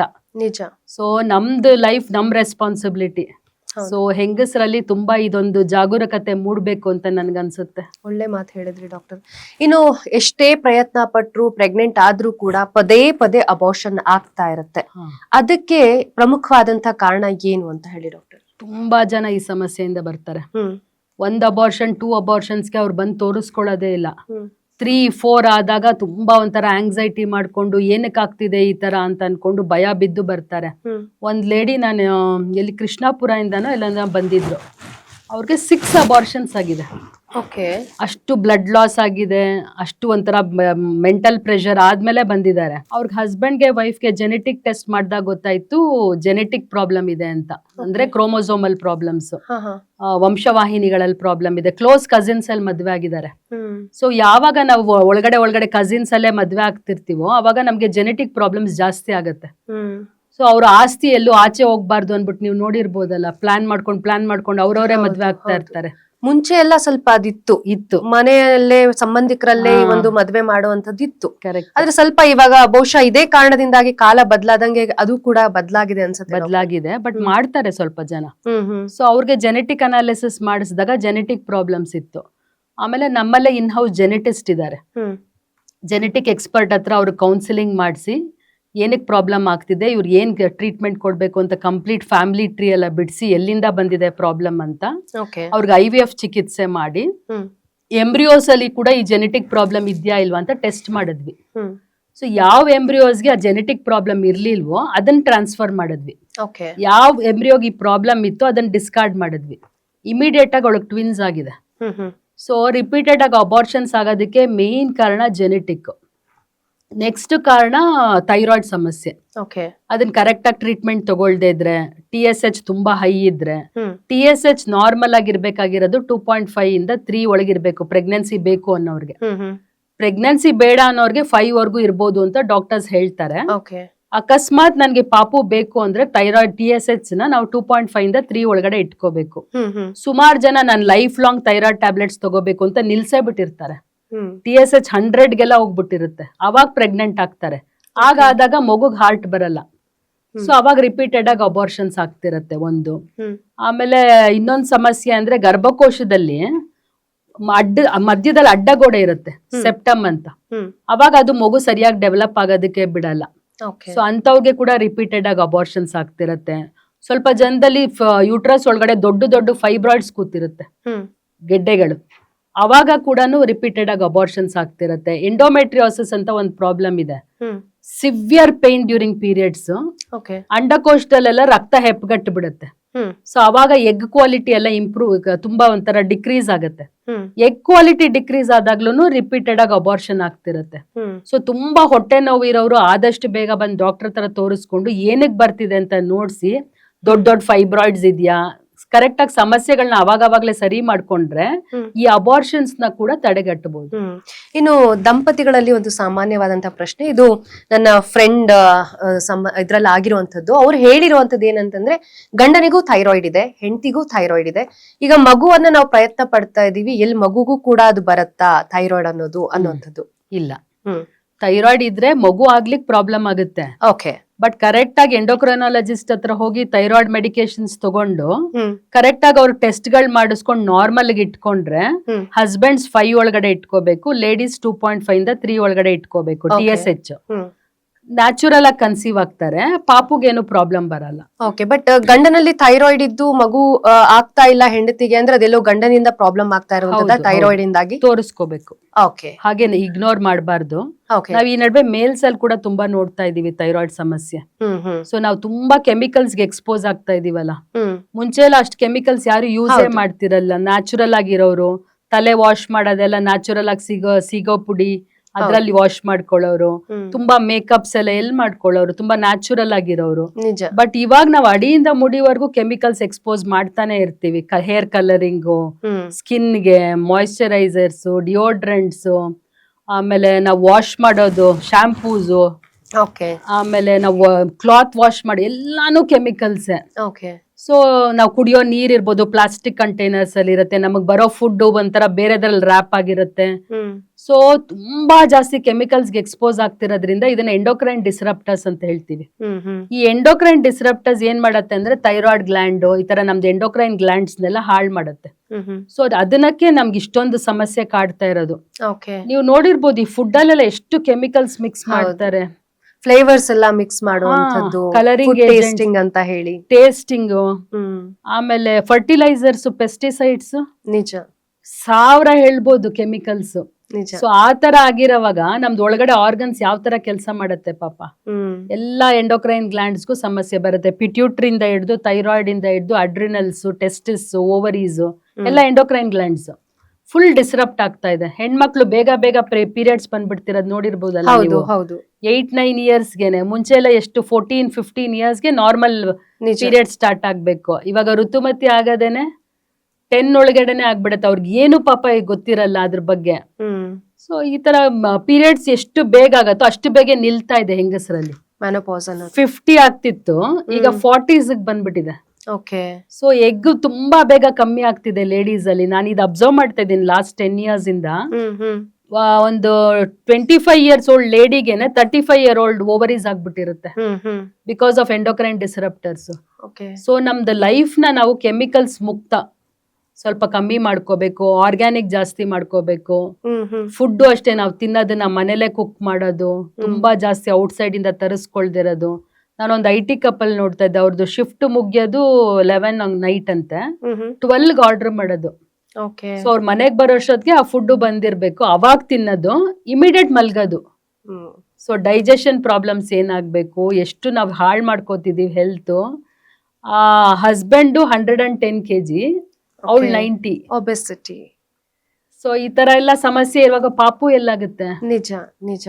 ಇಬ್ರಿಗೂ ನಾವು BP ಚೆಕ್ ಮಾಡಿದಾಗ ಅಲ್ಲಿದೆ ಸ್ಕೈ ಹೈ. ಸೊ ತುಂಬಾ ಸಮಸ್ಯೆಗಳು ಜಾಸ್ತಿ ನೋಡ್ತಾ ಇದೀವಿ ನಡುವೆ. ಡಾಕ್ಟರ್, ಒಂದು ಹೆಣ್ಣು ಒಂದು ಗರ್ಭ ಧರಿಸಬೇಕು, ಆಕೆ ಪ್ರೆಗ್ನೆಂಟ್ ಆಗಬೇಕು ಅಂತಂದ್ರೆ ಸರಿಯಾದ ಏಜ್ ಯಾವುದು? ನಾರ್ಮಲಿ 25 ಇಂದ 30 ಒಳಗಡೆ ಮುಗಿಸ್ಕೊಂಡ್ರೆ ಅದ್ರಷ್ಟು ಐಡಿಯಲ್ ಯಾವ್ದು ಇಲ್ಲ. ಗೋಲ್ಡನ್ ಏಜ್ ಅದು. ತುಂಬಾ ಬೇಗ ಬೇಡ, ಯಾಕಂದ್ರೆ ಗರ್ಭಕೋಶ ಎಂತೂ ಮೆಚೂರ್ ಆಗಿರಲ್ಲ. ಆಮೇಲೆ ಅವಳು ಮಾನಸಿಕವಾಗಿ ಭಾವನಾತ್ಮಕವಾಗಿ ಮೆಚೂರ್ ಇರಲ್ಲ. ಹೌದು. ಸೊ ಆ 25-30 ಏಜ್ ಗ್ರೂಪ್ ಏನಿದೆ ಅವಾಗ ಗರ್ಭಕೋಶ ಪರ್ಫೆಕ್ಟ್ ಆಗಿ ಫಂಕ್ಷನ್ ಮಾಡ್ತಿರತ್ತೆ, ಎಗ್ಸ್ ಎಲ್ಲ ತುಂಬಾ ಹೆಲ್ತಿ ಇರತ್ತೆ. 30 ಒಳಗಡೆ ಕಂಪ್ಲೀಟ್ ಮಾಡ್ಕೊಂಡ್ಬಿಟ್ರೆ ಐಡಿಯಲ್. ಅಕಸ್ಮಾತ್ ಅವ್ರಿಗೆ ಆಗ್ತಿಲ್ಲ, ಮದ್ವೆ ಆಗಿದ್ದೆ 30 ಅಂದ್ರೆ ಆದಷ್ಟು ಬೇಗ 33 ಒಳಗಡೆ ಎಲ್ಲಾ ಮುಗಿಸ್ಕೊಳ್ಳೋದು ತುಂಬಾ ಬೆಸ್ಟ್. 35 ಕ್ರಾಸ್ ಆಗ್ತಿದ್ದಂಗೆನೆ ಎಲ್ಲಾ ಪ್ರಾಬ್ಲಮ್ಸ್ ಜಾಸ್ತಿ ಆಗುತ್ತೆ. ಸೊ ಅಂಡಕೋಶದ ಕೆಲಸ ಕ್ರಮೇಣ ಕಮ್ಮಿ ಆಗ್ತಾ ಬರುತ್ತೆ. 40 ಅಷ್ಟೊತ್ತಿಗೆ ಆಲ್ಮೋಸ್ಟ್ 80% ಕಮ್ಮಿ ಆಗೋಗಿರುತ್ತೆ. 40ಗೆ ಬಂದು ಎಗ್ ಫ್ರೀಸ್ ಮಾಡಿ ಅಂತ ಬರ್ತಾರೆ. ಎಕ್ಸಾಕ್ಟ್ಲಿ, ಹೌದು, ಕೇಳಿದೀನಿ ಡಾಕ್ಟರ್ ನಾನು. ಒಂದ್ 42 ಇಯರ್ ಓಲ್ಡ್ ಲೇಡಿ ಬಂದ್ಬಿಟ್ಟು ನನ್ಗೆ ಎಗ್ ಫ್ರೀಸ್ ಮಾಡಿ ನನಗ್ ಬೇಕಾಗಿರೋ ಹಸ್ಬೆಂಡ್ ಇನ್ನೂ ಸಿಕ್ಕಿಲ್ಲ ಅಂತ ಬಂದಿದ್ದಾರೆ. ಫಸ್ಟ್ ನಾವ್ ಸ್ಕ್ಯಾನ್ ಮಾಡಿ ನೋಡ್ತೀವಿ ನಿಮ್ಗೆ ಎಗ್ಸ್ ಇದೆಯೋ ಇಲ್ವೋ ಅಂದ್ರೆ ಶಿ ಇಸ್ ಫಾರ್ ಶಾಕ್. ಯಾಕಿರಲ್ಲ, ಅವ್ರ ಅವೇರ್ನೆಸ್ ಇಲ್ಲ. ತುಂಬಾ ಎಜುಕೇಟೆಡ್, ನೋಡಿದಾಗ ಎಗ್ಸೇ ಇರ್ಲಿಲ್ಲ. AMH ಅಂತ ಒಂದು ಟೆಸ್ಟ್ ಮಾಡಿಸ್ತೀವಿ, ಅವಾಗ 0.1 ಇತ್ತು. ನಾರ್ಮಲಿ ಇರ್ಬೇಕಾಗಿರೋದು 1.5 ಮೇಲೆ. ಸೊ ಅವ್ರಿಗೆ 0.1 ಇತ್ತು. ಅಷ್ಟು ಹತ್ತಿದ್ದಾರೆ ಕುತ್ಕೊಂಡು ನಮ್ಮ ಮುಂದೆ. ನಾನು ಬೇಗ ಬರ್ಬೇಕಿತ್ತು, ಬೇಗ ಡಿಸಿಷನ್ ತಗೋಬೇಕಿತ್ತು, but there is no going back. ನಾನ್ ಮತ್ತೆ ಬೆಳ್ಸಕ್ಕಾಗಲ್ಲ ಎಗ್ಸ್. ದೇವ್ರು ಕೊಟ್ಟಿರೋ ಎಗ್ಸ್ ಕರೆಕ್ಟ್ ಆಗಿ ನಮ್ಗೆ 25 ಅಂದ್ರೆ 30ರಲ್ಲಿ ಸಫಿಶಿಯಂಟ್ ಇರುತ್ತೆ. 30ರಿಂದ 35ರಲ್ಲಿ ಕಮ್ಮಿ ಆಗತ್ತೆ. 35 to 40 ಕಂಪ್ಲೀಟ್ ಆಗಿ 0 ಆಗುತ್ತೆ. ಸೊ ಈ ಸಮಸ್ಯೆಗಳೆಲ್ಲ ಆದಂತಹ ಸಂದರ್ಭದಲ್ಲಿ ಇವಾಗ IUI ಆಗಿರ್ಬೋದು, IVF ಆಗಿರ್ಬೋದು, ಯಾವ ತರ ನೆರವಿಗೆ ಬರುತ್ತೆ ಡಾಕ್ಟರ್? ಹಾಗಾದ್ರೆ ತುಂಬಾ ಇಂಪಾರ್ಟೆಂಟ್ ಅದು. ಹಸ್ಬೆಂಡ್ಸ್ ಅಲ್ಲಿ ಏನಾರ ಸೆಮೆನ್ ಪ್ರಾಬ್ಲಮ್ಸ್ ತುಂಬಾ ಇತ್ತು ಅಂದ್ರೆ ನಾವು ಅವ್ರಿಗೆ ಹೇಳ್ತೀವಿ, ನಿಮ್ಗೆ IUI ಕನ್ಸೀವ್ ಆಗ್ತೀರಾ, ಮಾಡ್ಬೋದು ಅಂತ. ಸಿಕ್ಕಾಪಟ್ಟೆ ಸಮಸ್ಯೆ ಇದ್ರೆ IUI ಕೂಡ ಆಗಲ್ಲ, ನೀವು IVF ಅಲ್ಲೇ ಹೋಗ್ಬೇಕು, ಅವಾಗ್ಲೇ ನಿಮಗ್ ಪಾಪು ಆಗದೆ ಅಂತ ಹೇಳ್ತೀವಿ ನಾವು. ಅವ್ರು ಟ್ರಸ್ಟ್ ಮಾಡಲ್ಲ. ಇನ್ನೊಂದು ಡಾಕ್ಟರ್ ಹತ್ರ ಒಪಿನಿಯನ್ ತಗೊಳ್ಳೋದು, ಫರ್ಟಿಲಿಟಿ ಬಗ್ಗೆ ಐಡಿಯಾನೇ ಇಲ್ದೇ ಇರೋರ ಹತ್ರ ಹೋಗೋದು, ಬೇರೆ ಆಲ್ಟರ್ನೇಟಿವ್ ಮೆಡಿಸನ್ ಅಲ್ಲಿ ಹೋಗ್ಬಿಟ್ಟು ಥೆರಪೀಸ್ ಮಾಡಿಸ್ಕೊಳ್ಳೋದು, ಆತರ ತುಂಬಾ ಟೈಮ್ ವೇಸ್ಟ್ ಮಾಡ್ತಾರೆ. ಈ IUI ಯಾವ ಹಂತದಲ್ಲಿ ಮಾಡುವಂತದ್ದು ಡಾಕ್ಟರ್? ಹಾಗೆ IVF ಯಾವ ಹಂತದಲ್ಲಿ ಮಾಡುವಂತದ್ದು? ಮ್ಯಾರಿಡ್ ಲೈಫ್ ತುಂಬಾ ಕಮ್ಮಿ ಇರುತ್ತೆ, 1 or 2 years ಇರುತ್ತೆ, ಆಗಿರಲ್ಲ. ಆಮೇಲೆ ಹಸ್ಬೆಂಡ್ ಅಲ್ಲಿ ವೈಫ್ ಅಲ್ಲಿ ಮೇಜರ್ ಪ್ರಾಬ್ಲಮ್ಸ್ ಇರಲ್ಲ ಅಂತವ್ರಿಗೆ ನಾವು IUI ಸಜೆಸ್ಟ್ ಮಾಡ್ತೀವಿ. ಅವ್ರಿಗೆ ನ್ಯಾಚುರಲ್ ಆಗಿ ಕನ್ಸೀವ್ ಆಗಿರಲ್ಲ ಅಂತವ್ರಿಗೆ IUI ಸಜೆಸ್ಟ್ ಮಾಡ್ತೀವಿ. ಅಕಸ್ಮಾತ್ 3-4 IUI ಆದ್ರೂನು ಆಗಿರಲ್ಲ, ಹಸ್ಬೆಂಡ್ ಅಲ್ಲಿ ಸೆಮೆನ್ ಕೌಂಟ್ಸ್ ತುಂಬಾ ಲೋ ಆಗಿರುತ್ತೆ, IUI ಕೂಡ ಸಾಕಾಗಲ್ಲ, ಅಥವಾ ವೈಫ್ ಅಲ್ಲಿ ತುಂಬಾ ಎಗ್ಸ್ ಕಮ್ಮಿ ಆಗೋಗಿರುತ್ತೆ, ಟ್ಯೂಬ್ಸ್ 2 ಬ್ಲಾಕ್ ಆಗಿರುತ್ತೆ, ಅಂತವ್ರಿಗೆ ನಾವು IVF ಹೇಳ್ತೀವಿ. ಓಕೆ. ಈ IVF ಮಾಡಿಕೊಂಡಂತಹ ಸಂದರ್ಭದಲ್ಲಿ ಯಾವ ರೀತಿ ಫಾಲೋ ಅಪ್ ನಲ್ಲಿ ಇರ್ಬೇಕಾಗತ್ತೆ? ಅದು ತುಂಬಾ ಇಂಪಾರ್ಟೆಂಟ್. ನಾವು ಎಂಬ್ರಿಯೋ ಟ್ರಾನ್ಸ್ಫರ್ ಅಂತ ಮಾಡ್ತೀವಿ. ಭ್ರೂಣಗಳನ್ನ ಗರ್ಭಕೋಶದೊಳಗಡೆ ಟ್ರಾನ್ಸ್ಫರ್ ಮಾಡ್ತೀವಿ. ಟ್ರಾನ್ಸ್ಫರ್ ಮಾಡಾದ್ಮೇಲೆ ಅದು ಅಂಟ್ಕೊಳ್ಳೋದಕ್ಕೆ ಸಮಯ ಬೇಕು, 15 ದಿವಸ. ಆ ಟೈಮಲ್ಲಿ ತುಂಬಾ ಮೆಡಿಕೇಶನ್ಸ್ ಹಾಕಿರ್ತೀವಿ. ಸೊ ಡಾಕ್ಟರ್ ಏನ್ ಹೇಳಿದಾರೋ ಅದು ಕಂಪ್ಲೀಟ್ ಆಗಿ ಫಾಲೋ ಮಾಡ್ಲೇಬೇಕು. ಇಂಜೆಕ್ಷನ್ಸ್ ಎವ್ರಿ ಡೇ ಇರುತ್ತೆ ಆ ಟೈಮಲ್ಲಿ. ಸೊ ಅದ್ ಕರೆಕ್ಟ್ ಆಗಿ ತಗೋಬೇಕು, ಆಹಾರ ಸೇವನೆ ಕರೆಕ್ಟ್ ಆಗಿ ಮಾಡ್ಬೇಕು. ಆಮೇಲೆ ತುಂಬಾ ಆಂಗ್ಸೈಟಿ ಎಲ್ಲ ಮಾಡ್ಕೋಬಾರ್ದು, ನನ್ಗೆ ಆಗತ್ತೋ ಇಲ್ವೋ ಅಂತ. ಫುಡ್ ಕರೆಕ್ಟ್ ಟೈಮಿಗೆ ತಗೋಬೇಕು, ನೀರ್ ಚೆನ್ನಾಗಿ ಕುಡಿಬೇಕು. ಸುಮಾರು ಜನ ನೀರ್ ಸೇವನೆ ಮಾಡಲ್ಲ, 3 ಲೀಟರ್ಸ್ ಅಟ್ಲೀಸ್ಟ್ ತಗೊಳ್ಬೇಕು.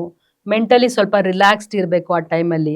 ಒಳ್ಳೆ ಮ್ಯೂಸಿಕ್ ಕೇಳೋದು, ಮೆಡಿಟೇಷನ್, ಯೋಗ ಅದೆಲ್ಲ ನಾವು ಹೇಳ್ಕೊಡ್ತೀವಿ ನಾವು ಗರ್ಭಗುಡಿಲಿ. ಅದನ್ನೆಲ್ಲ ಫಾಲೋ ಮಾಡಿದ್ರೆ ಕರೆಕ್ಟ್ ಆಗಿ, ಆಮೇಲೆ ಅವ್ರಿಗೆ 15 ದಿವಸ ಆದ್ಮೇಲೆ ಬ್ಲಡ್ ಟೆಸ್ಟ್ ಇರುತ್ತೆ. ಬ್ಲಡ್ ಟೆಸ್ಟ್ ಅಲ್ಲಿ ನಾನು ಹಾಕಿರೋ ಎಂಬ್ರಿಯೋಸ್ ಕರೆಕ್ಟ್ ಆಗಿ ಆಗಿದ್ಯಾ ಇಲ್ವಾ ಅಂತ ಗೊತ್ತಾಗ್ಬಿಡುತ್ತೆ. ಆ ಪಾಸಿಟಿವ್ ಬಂತು ಅಂತ ಆದ್ಮೇಲೆ ತುಂಬಾ ಇಂಪಾರ್ಟೆಂಟ್ ಫೇಸ್. ಯಾಕಂದ್ರೆ ಅದ್ ಸ್ಕ್ಯಾನ್ ಅಲ್ಲಿ ಪಾಪು ಬರ್ಬೇಕು, ಹಾರ್ಟ್ ಬರ್ಬೇಕು, ಬೆಳವಣಿಗೆ ಆಗ್ಬೇಕು. ಸೊ ಡಾಕ್ಟರ್ ಹೇಳೋದು ಕರೆಕ್ಟ್ ಆಗಿ ಫಾಲೋ ಮಾಡ್ಬೇಕು, ಫುಡ್ ಸರಿಗೆ ತಗೋಬೇಕು, ಅದೆಲ್ಲ ತುಂಬಾ ಇಂಪಾರ್ಟೆಂಟ್ ಫಸ್ಟ್ 3 months. ಡಾಕ್ಟರ್, ಇನ್ನು IVF ನ ಪ್ರೊಸೀಜರ್ ಯಾವ ರೀತಿ ಇರುತ್ತೆ ಅಂತ? ಈಗ ಹಸ್ಬೆಂಡ್ ವೈಫ್ ಬಂದು ತೋರಿಸಿದ್ದಾರೆ, ನಿಮ್ಗೆ IVF ಆಗ್ಬೇಕು ಅಂತ ಡಾಕ್ಟರ್ ಅಡ್ವೈಸ್ ಮಾಡಿದ್ದಾರೆ ಅಂದ್ಮೇಲೆ ಅವ್ರಿಗೆ ಪೀರಿಯಡ್ಸ್ ಆಗಿದ್ದು 2ನೇ ದಿವಸ 3ನೇ ದಿವಸದಿಂದ ಕಂಟಿನ್ಯೂಸ್ ಇಂಜೆಕ್ಷನ್ಸ್ ಇರುತ್ತೆ. ಎವ್ರಿ ಡೇ ಎಗ್ಸ್ ಬೆಳೆಯೋದಕ್ಕೆ ಇಂಜೆಕ್ಷನ್ಸ್ ಕೊಡ್ತೀವಿ. ಕಂಪ್ಲೀಟ್ ಆಗಿ ಒಂದು 13-14 days ಇಂಜೆಕ್ಷನ್ಸ್ ಇರುತ್ತೆ. 2 ಅಂಡಕೋಶದಲ್ಲೂ ಎಷ್ಟು ಎಗ್ಸ್ ಇದೆಯೋ ಎಲ್ಲಾ ಎಗ್ಗು ಬೆಳೆಯುತ್ತೆ. IUI ಅಲ್ಲಿ ಬರೀ 1-2 ಎಗ್ ಮಾತ್ರ ಬೆಳೆಸ್ತೀವಿ, IVF ಅಲ್ಲಿ ಎಲ್ಲಾ ಎಗ್ಸು ಬೆಳೆಯುತ್ತೆ. ಸೊ ಎಗ್ಸ್ನೆಲ್ಲ ನಾವು ಕಂಪ್ಲೀಟ್ ಆಗಿ ಅದನ್ನ ಮೆಚೂರ್ ಮಾಡಿ ಟ್ರಿಗರ್ ಅಂತ ಒಂದು ಇಂಜೆಕ್ಷನ್ ಕೊಟ್ಟು 36 hour ಆದ್ಮೇಲೆ ಎಗ್ಸ್ನೆಲ್ಲ ಆಚೆ ತಗೊಳ್ತೀವಿ. ಎಗ್ಸ್ನೆಲ್ಲ ಆಚೆ ತಗೊಂಡ್ಮೇಲೆ ನಮ್ಮ ಎಂಬ್ರಿಯಾಲಜಿಸ್ಟ್ ಇರ್ತಾರಲ್ಲ, ಎಗ್ ಕ್ವಾಲಿಟಿ ಹೇಗಿದೆ, ಪರ್ಫೆಕ್ಟ್ ಆಗಿದ್ಯಾ, ತುಂಬಾ ಪುವರ್ ಇದೆಯಾ, ಆವ್ರೇಜ್ ಇದೆಯಾ ಅಂತೆಲ್ಲ ಹೇಳ್ತಾರೆ. ಅದಾದ್ಮೇಲೆ ಹಸ್ಬೆಂಡ್ ಸ್ಯಾಂಪಲ್ ನ ತಗೊಂಡು ಬೆಸ್ಟ್ ಸ್ಪರ್ಮ್ಸ್ ನ ತಗೊಂಡು ಎಗ್ಸ್ ಒಳಗಡೆ ಇಂಜೆಕ್ಟ್ ಮಾಡ್ತಾರೆ. ಸೊ ಗರ್ಭನಾಳದೊಳಗಡೆ ನ್ಯಾಚುರಲ್ ಆಗಿ ಏನ್ ಕೆಲಸ ಆಗ್ತಿತ್ತೋ ಅದ್ ಕಂಪ್ಲೀಟ್ ಆಗಿ IVF ಲ್ಯಾಬ್ ಅಲ್ಲಿ ಆಗುತ್ತೆ. ಅವರೆಲ್ಲ ಇಂಜೆಕ್ಟ್ ಮಾಡ್ಬಿಟ್ಟು ಅದನ್ನ ಕಂಪ್ಲೀಟ್ ಆಗಿ ಇನ್ಕ್ಯುಬೇಟ್ ಮಾಡ್ತಾರೆ. ಹ್ಮ್ 3 days 5 days ನಮ್ ಲ್ಯಾಬ್ ಅಲ್ಲೇ ಬೆಳೆಯುತ್ತೆ ಭ್ರೂಣ. ಓಕೆ ಎಷ್ಟು ಭ್ರೂಣ ಬಂತು ಅಂತಲ್ಲ ನಾವು ಕಪಲ್ಸ್ಗೆ ಕರೆಕ್ಟ್ ಆಗಿ ಇನ್ಫಾರ್ಮೇಶನ್ ಕೊಟ್ಟಿರ್ತೀವಿ. ಹ್ಮ್ ನೆಕ್ಸ್ಟ್ ಮಂತ್ ಅಥವಾ ಅದಕ್ಕೆ ನೆಕ್ಸ್ಟ್ ಮಂತ್ ನಾವು ಅವ್ರಿಗೆ ಎಂಬ್ರಿಯೋ ಟ್ರಾನ್ಸ್ಫರ್ಗೆ ಪ್ಲಾನ್ ಮಾಡಿ ಟ್ರಾನ್ಸ್ಫರ್ ಮಾಡ್ತೀವಿ. ಓಕೆ 15 ದಿವಸ ಕಂಪ್ಲೀಟ್ ಆಗಿ ಅವರು ಹುಷಾರಾಗಿರ್ಬೇಕು ಅದು ಅಂಟ್ಕೊಳ್ಳೋ ಟೈಮಲ್ಲಿ. ಅದಾದ್ಮೇಲೆ ಪ್ರೆಗ್ನೆನ್ಸಿ ಕನ್ಫರ್ಮ್ ಆಗುತ್ತೆ. ಓಕೆ ಪ್ರೆಗ್ನೆನ್ಸಿ ಆದ್ಮೇಲೆ ರೆಗ್ಯುಲರ್ ಆಗಿ ಎಲ್ಲ ಪ್ರೆಗ್ನೆನ್ಸಿಗಳು ಕಂಟಿನ್ಯೂ ಆಗೋ ಥರ ಆಗುತ್ತೆ. ಬಟ್ ಇವ್ರಿಗೆ ಸ್ವಲ್ಪ ಸ್ಪೆಷಲ್ ಕೇರ್ ಇರಬೇಕು. ಓಕೆ ಡಾಕ್ಟರ್ಗೆ ಸ್ವಲ್ಪ ಫ್ರೀಕ್ವೆಂಟ್ ವಿಸಿಟ್ ಇರುತ್ತೆ, ಟ್ಯಾಬ್ಲೆಟ್ ಸ್ವಲ್ಪ ಹೆಚ್ಚಿಗೆ ಇರುತ್ತೆ, ಆಕ್ಟಿವ್ ಆಗಿರ್ಬೇಕು, ಸದಾ ಬೆಡ್ ರೆಸ್ಟ್ ಅಂತೆಲ್ಲ ಮಲ್ಗಿರ್ಬಾರ್ದು. ತುಂಬಾ ಜನ ಹಂಗ್ ಮಾಡ್ತಾರೆ, ಹೌದು ಅಲ್ಲಾಡಲ್ಲ, ನಿಂತ್ಕೊಳ್ಳಲ್ಲ, ಕೂರಲ್ಲ, ಆ ತರ ಎಲ್ಲ ಹಂಗ್ ಮಾಡ್ಲೇಬಾರ್ದು. ಮನೇಲಿ ಆಕ್ಟಿವ್ ಆಗಿರಿ, ನಿಮ್ ಕೆಲ್ಸ ನೀವು ಮಾಡ್ಕೊಳ್ಳಿ.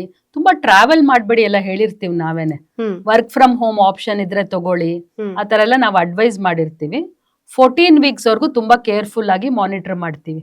ಅದಾದ್ಮೇಲೆ ಅವ್ರದ್ದು ರೆಗ್ಯುಲರ್ ಪ್ರೆಗ್ನೆನ್ಸಿ ನಾರ್ಮಲ್ ಹೇಗೆ ಇರುತ್ತೋ 9 months ಕಂಟಿನ್ಯೂ ಆಗುತ್ತೆ. ಓಕೆ ಡಾಕ್ಟರ್, ಈ IVF ಸಕ್ಸಸ್ ರೇಟ್ ಎಷ್ಟು, ಹಾಗೆ ಒಂದ್ ಹೆಣ್ಣು ಎಷ್ಟು ಬಾರಿ IVF ಅನ್ನ ಮಾಡಿಸ್ಕೊಳ್ಬಹುದು ಅಂತ? ಆಕ್ಚುಲಿ ಇದು ಎಲ್ಲಾರ್ಗು 100% ಕಪಲ್ಸ್ಗೆ ಇದೇ ಸಕ್ಸಸ್ ರೇಟ್ ಅನ್ಬಿಟ್ಟು ನಾವ್ ಹೇಳಕ್ ಆಗಲ್ಲ. ಯಾಕಂದ್ರೆ ಒಬ್ಬೊಬ್ರ ಸಮಸ್ಯೆನೂ ಒಂದೊಂದಿರುತ್ತೆ. ಫಾರ್ ಎಕ್ಸಾಂಪಲ್ ಒಂದ್ 10 ಜನ ಇವತ್ ನನ್ ಕ್ಲಿನಿಕ್ ಬಂದ್ರು ಅಂದ್ರೆ ಒಬ್ಬೊಬ್ರ ಸಮಸ್ಯೆನೂ ಯೂನಿಕ್ ಇರುತ್ತೆ. ಸೊ ಈ ಕಪಲ್ಗೆ ಎಷ್ಟ್ ಸಕ್ಸಸ್ ರೇಟ್ ಅನ್ಬಿಟ್ಟು ನಾವು ಡಿಫೈನ್ ಮಾಡ್ತೀವಿ. ಬ್ಲಾಂಕೆಟ್ ಆಗಿ ಹೇಳ್ಬೇಕು ಅಂದ್ರೆ 50 to 60% ಸಕ್ಸಸ್ ರೇಟ್ಸ್ ಇರುತ್ತೆ. IUI ಆದ್ರೆ ಬರೀ ಒಂದ್ 10 to 15% ಇರುತ್ತೆ. ಇದ್ರಲ್ಲಾದ್ರೆ ಒಂದು 3 times ಮೋರ್ ಇರುತ್ತೆ. ಸೊ ಆದಷ್ಟು ಬೇಗ ನೀವು ಡಿಸಿಷನ್ ತಗೊಂಡು ಬೇಗ ಪಾಪು ಮಾಡ್ಕೊಳ್ಳಿ ಅಂದ್ಬಿಟ್ಟು ಅವ್ರಿಗೆ ಸಕ್ಸಸ್ ರೇಟ್ ಎಕ್ಸ್ಪ್ಲೈನ್ ಮಾಡ್ತೀವಿ. ಒಂದ್ ಹೆಣ್ಣು ಎಷ್ಟು ಬಾರಿ IVF ಮಾಡಿಸ್ಕೊಳ್ಬಹುದು? ಇದು ತುಂಬಾ ಜನರಲ್ಲಿ ಪ್ರಶ್ನೆ ಇರುತ್ತೆ, ನಾನು ಎಷ್ಟು ಬಾರಿ ಮಾಡಿಸ್ಕೋಬಹುದು ಅಂತ. ಇವಾಗ ಒಬ್ರಿಗೆ ನಾವು IVF ಮಾಡಿಸಿದ ತಕ್ಷಣ ನಾನು ಹೇಳ್ದಂಗೆ ಮಲ್ಟಿಪಲ್ ಎಗ್ಸ್ ಬಂದಿರುತ್ತಲ್ವಾ, ಮಲ್ಟಿಪಲ್ ಭ್ರೂಣಾನು ಬಂದಿರುತ್ತೆ. ಸೊ ನಾವು ಒಂದ್ಸತಿಗೆ 1 or 2 ಎಂಬ್ರಿಯೋಸ್ ಮಾತ್ರ ಟ್ರಾನ್ಸ್ಫರ್ ಮಾಡೋದ್ರಿಂದ ಈ ಭ್ರೂಣಗಳನ್ನೆಲ್ಲ ನಾವು ಫ್ರೀಸ್ ಮಾಡಿ ಇಟ್ಕೊಂಡಿರ್ತೀವಿ. ಸೊ ಈ ಅಕಸ್ಮಾತ್ ಅನ್ಫಾರ್ಚುನೇಟ್ಲಿ ಅವ್ರಿಗೆ ನೆಗೆಟಿವ್ ಬಂದ್ಬಿಡ್ತು ಅಂತ ಇಟ್ಕೊಳ್ಳಿ, ಅವ್ರಿಗೆ ಮತ್ತೆ IVF ಮಾಡೋದ್ ಬೇಕಿಲ್ಲ. ಯಾಕಂದ್ರೆ ನಾವು ಫ್ರೀಸ್ ಅಲ್ಲಿ ಇಟ್ಕೊಂಡಿದೀವಲ್ಲ, ಕ್ರಯೋ ಪ್ರಿಫ್ರಿಸರ್ವ್ ಮಾಡ್ಬಿಟ್ಟು ಆ ಭ್ರೂಣ ನೆಕ್ಸ್ಟ್ ಟ್ರಾನ್ಸ್ಫರ್ ಮಾಡ್ಬೋದು. ಯಾರ್ಗೆ ಈ ಮತ್ತೆ IVF ಬೇಕಾಗತ್ತೆ ಅಂದ್ರೆ ಯಾರ್ಗೆ ಎಗ್ಸೇ ಇಲ್ಲ, 2 ಭ್ರೂಣ ಸಿಕ್ತು, ತುಂಬಾ ಕಮ್ಮಿ ಏನಾರ ಕೌಂಟ್ ಇತ್ತು ಅಂತ ಅಂದವ್ರಿಗೆ ಒಂದ್ಸತಿಗೆ ಅದು ಆಗೋಗಿರತ್ತೆ, ಭ್ರೂಣ ಫ್ರೀಸ್ ಮಾಡಿರೋದು ಏನೂ ಇರಲ್ಲ, ಅಂತವ್ರಿಗೆ ರಿಪೀಟ್ ಮಾಡ್ಬೇಕಾಗತ್ತೆ. ನಾರ್ಮಲಿ ಒಂದ್ 3 times ಸ್ಟಿಮ್ಯುಲೇಟ್ ಮಾಡ್ತೀವಿ, ಅದಕ್ಕಿಂತ ಜಾಸ್ತಿ ನಾವು ಮಾಡಕ್ ಹೋಗೋದಿಲ್ಲ. ಈ IVF ಮಾಡಿಸ್ಕೊಂಡವರಲ್ಲೂ ಕೂಡ ಸಾಕಷ್ಟು ಜನರಿಗೆ ಪದೇ ಪದೇ ಕೂಡ ಅಪಾರ್ಷನ್ ಆಗ್ತಾ ಇರತ್ತೆ. ಸೊ ಮತ್ತೆ ಅವ್ರು IVF ಮಾಡಿಸ್ಕೊಂಡ್ರೆ ಎಲ್ಲೋ ತನ್ನ ದೇಹದ ಮೇಲೆ ಮತ್ತೆ ಏನಾದ್ರೂ ತೊಂದರೆಗಳಾಗಬಹುದಾ ಮುಂದೆ ಮಗು ಆದ್ಮೇಲೆ ಅನ್ನೋ ಒಂದು ಕ್ಯೂರಿಯಾಸಿಟಿ ಮತ್ತೆ ಒಂದು ಟೆನ್ಷನ್ ಇರುತ್ತೆ. ಆ ಕಾರಣಕ್ಕಾಗಿ ನಾನು ಈ ಪ್ರಶ್ನೆ ಕೇಳಿದ್ದು. ಕರೆಕ್ಟ್. ತುಂಬಾ ಜನರಲ್ಲ ಇದು ಒಂದು ಏನು ಡೌಟ್ ಇದೆ. ಹೌದು, ನಾನು ರಿಪೀಟೆಡ್ ಆಗಿ ಹಾರ್ಮೋನ್ಸ್ ತಗೊಳ್ತಿದೀನಿ, ನನಗೆ ಮುಂದಕ್ಕೆ ಏನಾರ ಪ್ರಾಬ್ಲಮ್ ಬರುತ್ತಾ ಅಂತಲ್ಲ. ಆಕ್ಚುಲಿ ತುಂಬಾ ಸ್ಟಡೀಸ್ ಆಗೋಗಿದೆ, ಇದ್ರದ್ದು ಆತರ ದುಷ್ಪರಿಣಾಮಗಳು ಏನು ಇಲ್ಲ. ಓಕೆ, ಇನ್ನು IUI ಮಕ್ಕಳಾಗ್ತಾ ಇಲ್ಲ, IVF ನಲ್ಲೂ ಮಕ್ಕಳಾಗ್ತಾ ಇಲ್ಲ ಅಂಥವರಿಗೆ ಒಂದು ಕೊನೆ ಆಪ್ಷನ್ ಅಂದ್ರೆ ಏನ್ ಡಾಕ್ಟರ್? ಈ ತರ ತುಂಬಾ ಜನ ಬರ್ತಾರೆ, ನಮ್ಗೆ IUI ಅಲ್ಲೂ ಆಗ್ತಿಲ್ಲ, IVF ಅಲ್ಲೂ ಆಗ್ತಿಲ್ಲ ಅಂತ. ಎಷ್ಟೋ ಜನ ಡಾಕ್ಟರ್ ಹತ್ರನೇ ಬರಲ್ಲ, ಇದ್ ನಮ್ ಫೇಟ್, ನಮ್ಗಿನ್ ಪಾಪುನೇ ಬೇಡ ಅಂತ ಅವರೇ ಡಿಸೈಡ್ ಮಾಡ್ಕೊಂಡ್ಬಿಡ್ತಾರೆ. ಈ ತರ ಏನಾರ ಪ್ರೋಗ್ರಾಮ್ಸ್ ನೋಡಿ ಡಾಕ್ಟರ್ ಹೇಳಿದಾರೆ ಬನ್ನಿ ಆತರ ಅನ್ಕೊಂಡು ಬರೋರು ತುಂಬಾ ಜನ. ಆಕ್ಚುಲಿ ಇದು ತುಂಬಾ ಒಳ್ಳೆ ಪ್ರೋಗ್ರಾಮ್. ಎಷ್ಟೋ ಜನಕ್ಕೆ it will give them one ray of hope. ಬಂದು ತೋರಿಸ್ತಾರೆ. ಆಕ್ಚುಲಿ ಅವ್ರಿಗೆಲ್ಲಾ ಬಾಗ್ಲು ಮುಚ್ಬಿಡ್ತು ಅಂತ ಹೇಳಕ್ಕೆ ಆಗಲ್ಲ, ಏನೋ ತಪ್ಪಾಗಿರತ್ತಲ್ಲಿ, ಮಿಸ್ಸಿಂಗ್ ಲಿಂಕ್ ಏನೋ ಇರುತ್ತೆ ಪಾಪ. ಅವ್ರಿಗೆ ಏನದು ಪ್ರಾಬ್ಲಮ್ ಆಗಿದೆ, ಏನಕ್ಕೆ ಇವ್ರಿಗೆ ಸಕ್ಸಸ್ ಆಗಿಲ್ಲ ಅನ್ಬಿಟ್ಟು ನಾವು ತುಂಬಾ ಫೈಲ್ ಸ್ಟಡಿ ಮಾಡ್ತೀವಿ. ತುಂಬಾ ಒಂಥರ ಅರ್ಜೆಂಟ್ ಅಲ್ಲ ನಾವು ಡಿಸಿಷನ್ ತಗೊಂಡು ನಿಮಗ್ ಮಗುನೇ ಆಗಲ್ಲ ಅಂತ ಮಾಡೋದೇ ಇಲ್ಲ. ನಿಮ್ಗೊಂದು ಎಕ್ಸಾಂಪಲ್ ಹೇಳ್ಬೇಕು ಅಂದ್ರೆ, ಒಂದ್ ಲೇಡಿ ಯಾವ್ದೋ ಒಂದ್ ಸೆಂಟರ್ಗೆ ಹೋಗಿದ್ದಾರೆ, ನಿಮ್ಗೆ ಪಾಪುನೇ ಆಗಲ್ಲ ಅನ್ಬಿಟ್ಟು ಅವ್ರ ಫೈಲ್ನೇ ಈ ತರ ಇದ್ ಮಾಡ್ಬಿಟ್ರಂತೆ. ಅವ್ರು ಇಲ್ಲಿಗೆ ಬಂದಿದ್ರು, ತುಂಬಾ ಹತ್ಕೊಂಡು ಈ ತರ ಒಂದ್ ಪ್ರೋಗ್ರಾಮ್ ನೋಡ್ಬಿಟ್ಟೆ ಬಂದಿದ್ರು. ಅವ್ರಿಗೆ ಆಕ್ಚುಲಿ ನಾವ್ ನೋಡಿದಾಗ ಸ್ಕ್ಯಾನ್ ಮಾಡಿದಾಗ 2 ಅಂಡಕೋಶನು ಕಾಣಿಸ್ತಾನೆ ಇಲ್ಲ, ಕಂಪ್ಲೀಟ್ ಆಗಿ ಎಲ್ಲೋ ಬರಿ ಆಗ್ಬಿಟ್ಟಿದೆ.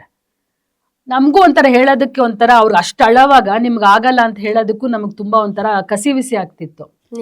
ಸೊ ಅವ್ರಿಗೆ ಹೇಳಿದ್ವಿ, ಒಂದ್ 5 days ಇಂಜೆಕ್ಷನ್ಸ್ ಕೊಟ್ಟು ನೋಡೋಣ, ನಿಮ್ದು ಎಗ್ಸ್ ಎಲ್ಲ ಬಂದು ನಿಮ್ದು ಅಂಡಕೋಶ ಕಾಣಿಸಕ್ ಶುರು ಆಯ್ತು ಅಂದ್ರೆ ನಿಮ್ದು ಕಂಟಿನ್ಯೂ ಆಗತ್ತೆ ಅನ್ಬಿಟ್ಟು ಒಂದ್ ಸ್ವಲ್ಪ ಜಾಸ್ತಿ ಪಾಸಿಟಿವ್ ಆಗಿ ಮಾತಾಡಿ ಅವ್ರಿಗೆ ಇಂಜೆಕ್ಷನ್ ಸ್ಟಾರ್ಟ್ ಮಾಡಿದ್ವಿ. ನಮಗೂ ಒಂಥರ ಹೋಪ್ಸ್ ಇರ್ಲಿಲ್ಲ. 3 days ಆದ್ಮೇಲೆ ನೀವು ನಂಬ್ತಿರೋ ಇಲ್ವೋ 2 ಓವರೀಸು ಚೆನ್ನಾಗಿ ಮೇಲ್ಗಡೆ ಬಂದಿತ್ತು. ನೆಕ್ಸ್ಟ್ ಸ್ಕ್ಯಾನ್ ಅಲ್ಲಿ ತುಂಬಾ ಚೆನ್ನಾಗಿ ಅವಳಿಗೆ ಎಗ್ಸ್ ಕಾಣಕ್ ಶುರು ಆಯ್ತು. ನಮಗೂ ಒಂಥರ ತುಂಬಾ ಒಳ್ಳೆ ಒಂದು ಹೋಪ್ ಬಂತು. ಅವ್ರಿಗೂ ಕೂಡ ಹೇಳಿದ್ವಿ. She continued IVF. ಅದೇ ಸೈಕಲ್ ಅಲ್ಲಿ ಶಿ ಕನ್ಸೀವ್ಡ್. ಇವಾಗ ಒಂದು 5 years ಬೇಬಿ ಇದೆ. ಸೊ ಎಲ್ಲಾ ಡೋರ್ಸ್ ಕ್ಲೋಸ್ಡ್ ಅಂತ ನಾನು ಯಾವತ್ತೂ ನಂಬಲ್ಲ.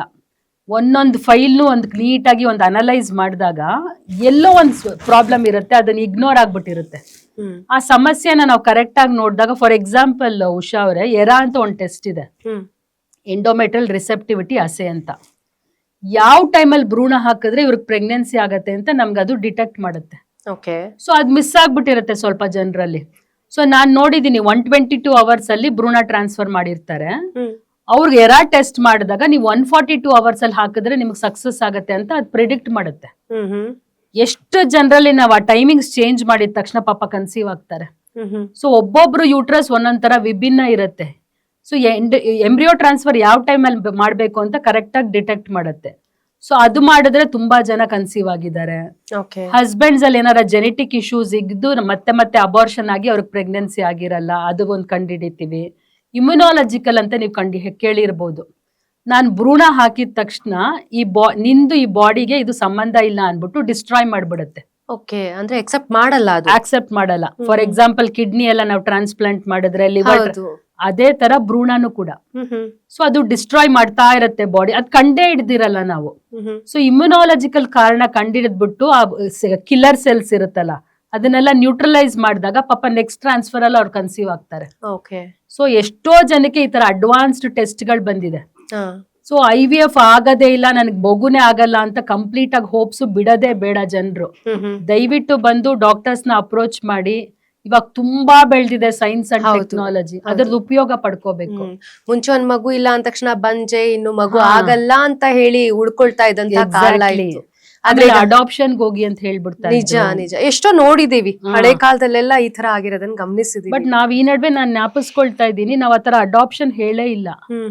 ಎಲ್ಲಾರ್ಗು ಒಂದೇನೋ ಸಮಸ್ಯೆ ಕಂಡುಹಿಡಿತೀವಿ, ಇಮ್ಯುನಾಲಜಿಕಲ್, ಜೆನೆಟಿಕ್, ಎರಾ ಟೆಸ್ಟಿಂಗ್, ನೀಟಾಗಿ ಅವ್ರು ನೆಕ್ಸ್ಟ್ ಅಲ್ಲಿ ಕನ್ಸೀವ್ ಆಗ್ತಾರೆ ಪಾಪ. ಡಾಕ್ಟರ್, ಇನ್ನು ಈ ಮಾನಸಿಕವಾಗಿ ಕುಗ್ಗೋಗೋದ್ ಒಂದ್ ಕಡೆ ಇರುತ್ತೆ, ಮಗು ಆಗ್ತಾ ಇಲ್ಲ ಅಂತ ಹೇಳಿ, ಅಂತ ಸಂದರ್ಭದಲ್ಲಿ ಈ ಟ್ರೀಟ್ಮೆಂಟ್ ಗಳ ವೆಚ್ಚ ಕೂಡ ಜಾಸ್ತಿ ಇರುತ್ತೆ. ಹೀಗಾಗಿ ಎಷ್ಟೋ ಹೆಣ್ಮಕ್ಳು ಆಸ್ಪತ್ರೆ ಕಡೆ ಕಾಲೇ ಇಡೋದಿಲ್ಲ. ಏನ್ ಹೇಳ್ತೀರಾ ಅಂತವ್ರಿಗೆ ಡಾಕ್ಟರ್? ಆಕ್ಚುಲಿ ಅವ್ರ ಮನ್ಸಲ್ಲೇ ಅನ್ಕೊಂಡ್ಬಿಟ್ಟಿರ್ತಾರೆ, ಅವ್ರು ಮನೆ ಮಠ ಮಾರ್ಕೋಬೇಕು ಪಾಪು ಮಾಡ್ಕೊಳ್ಳೋದಕ್ಕೆ ಟ್ರೀಟ್ಮೆಂಟ್ಗೆ ಹೋದ್ರೆ ಅಂತ. ಅದು ತುಂಬಾ ತಪ್ಪು ಕಲ್ಪನೆ. ನಾನು ಅವಾಗ್ಲೇ ಹೇಳಿದ್ನಲ್ಲ, ಸಿಂಪಲ್ ಟ್ರೀಟ್ಮೆಂಟ್ಸ್ ಅಲ್ಲೇ ಎಷ್ಟೋ ಜನ ಕನ್ಸೀವ್ ಆಗ್ಬಿಡ್ತಾರೆ, ಅಷ್ಟು ದುಡ್ಡೇ ಖರ್ಚಾಗಲ್ಲ. ಫಸ್ಟ್ ಬಂದು ಟೆಸ್ಟ್ ಗಳು ಮಾಡಿಸ್ಕೋಬೇಕು, ಏನ್ ಪ್ರಾಬ್ಲಮ್ ಅಂತ ಕಂಡಿಡ್ಕೋಬೇಕು. ಒಂದ್ ಥೈರಾಯ್ಡ್ ಸಮಸ್ಯೆ ಸರಿ ಮಾಡೋದ್ರಿಂದ ಒಂದ್ ₹100 ಟ್ಯಾಬ್ಲೆಟ್ ಅಲ್ಲೇ ಕನ್ಸೀವ್ ಆಗ್ಬಿಟ್ಟಿರ್ತಾರೆ. ಸೊ ಎಲ್ಲದಕ್ಕೂ ಅಷ್ಟು ದೊಡ್ಡ ಭಾರಿ ವೆಚ್ಚ ಆಗದೇ ಇಲ್ಲ.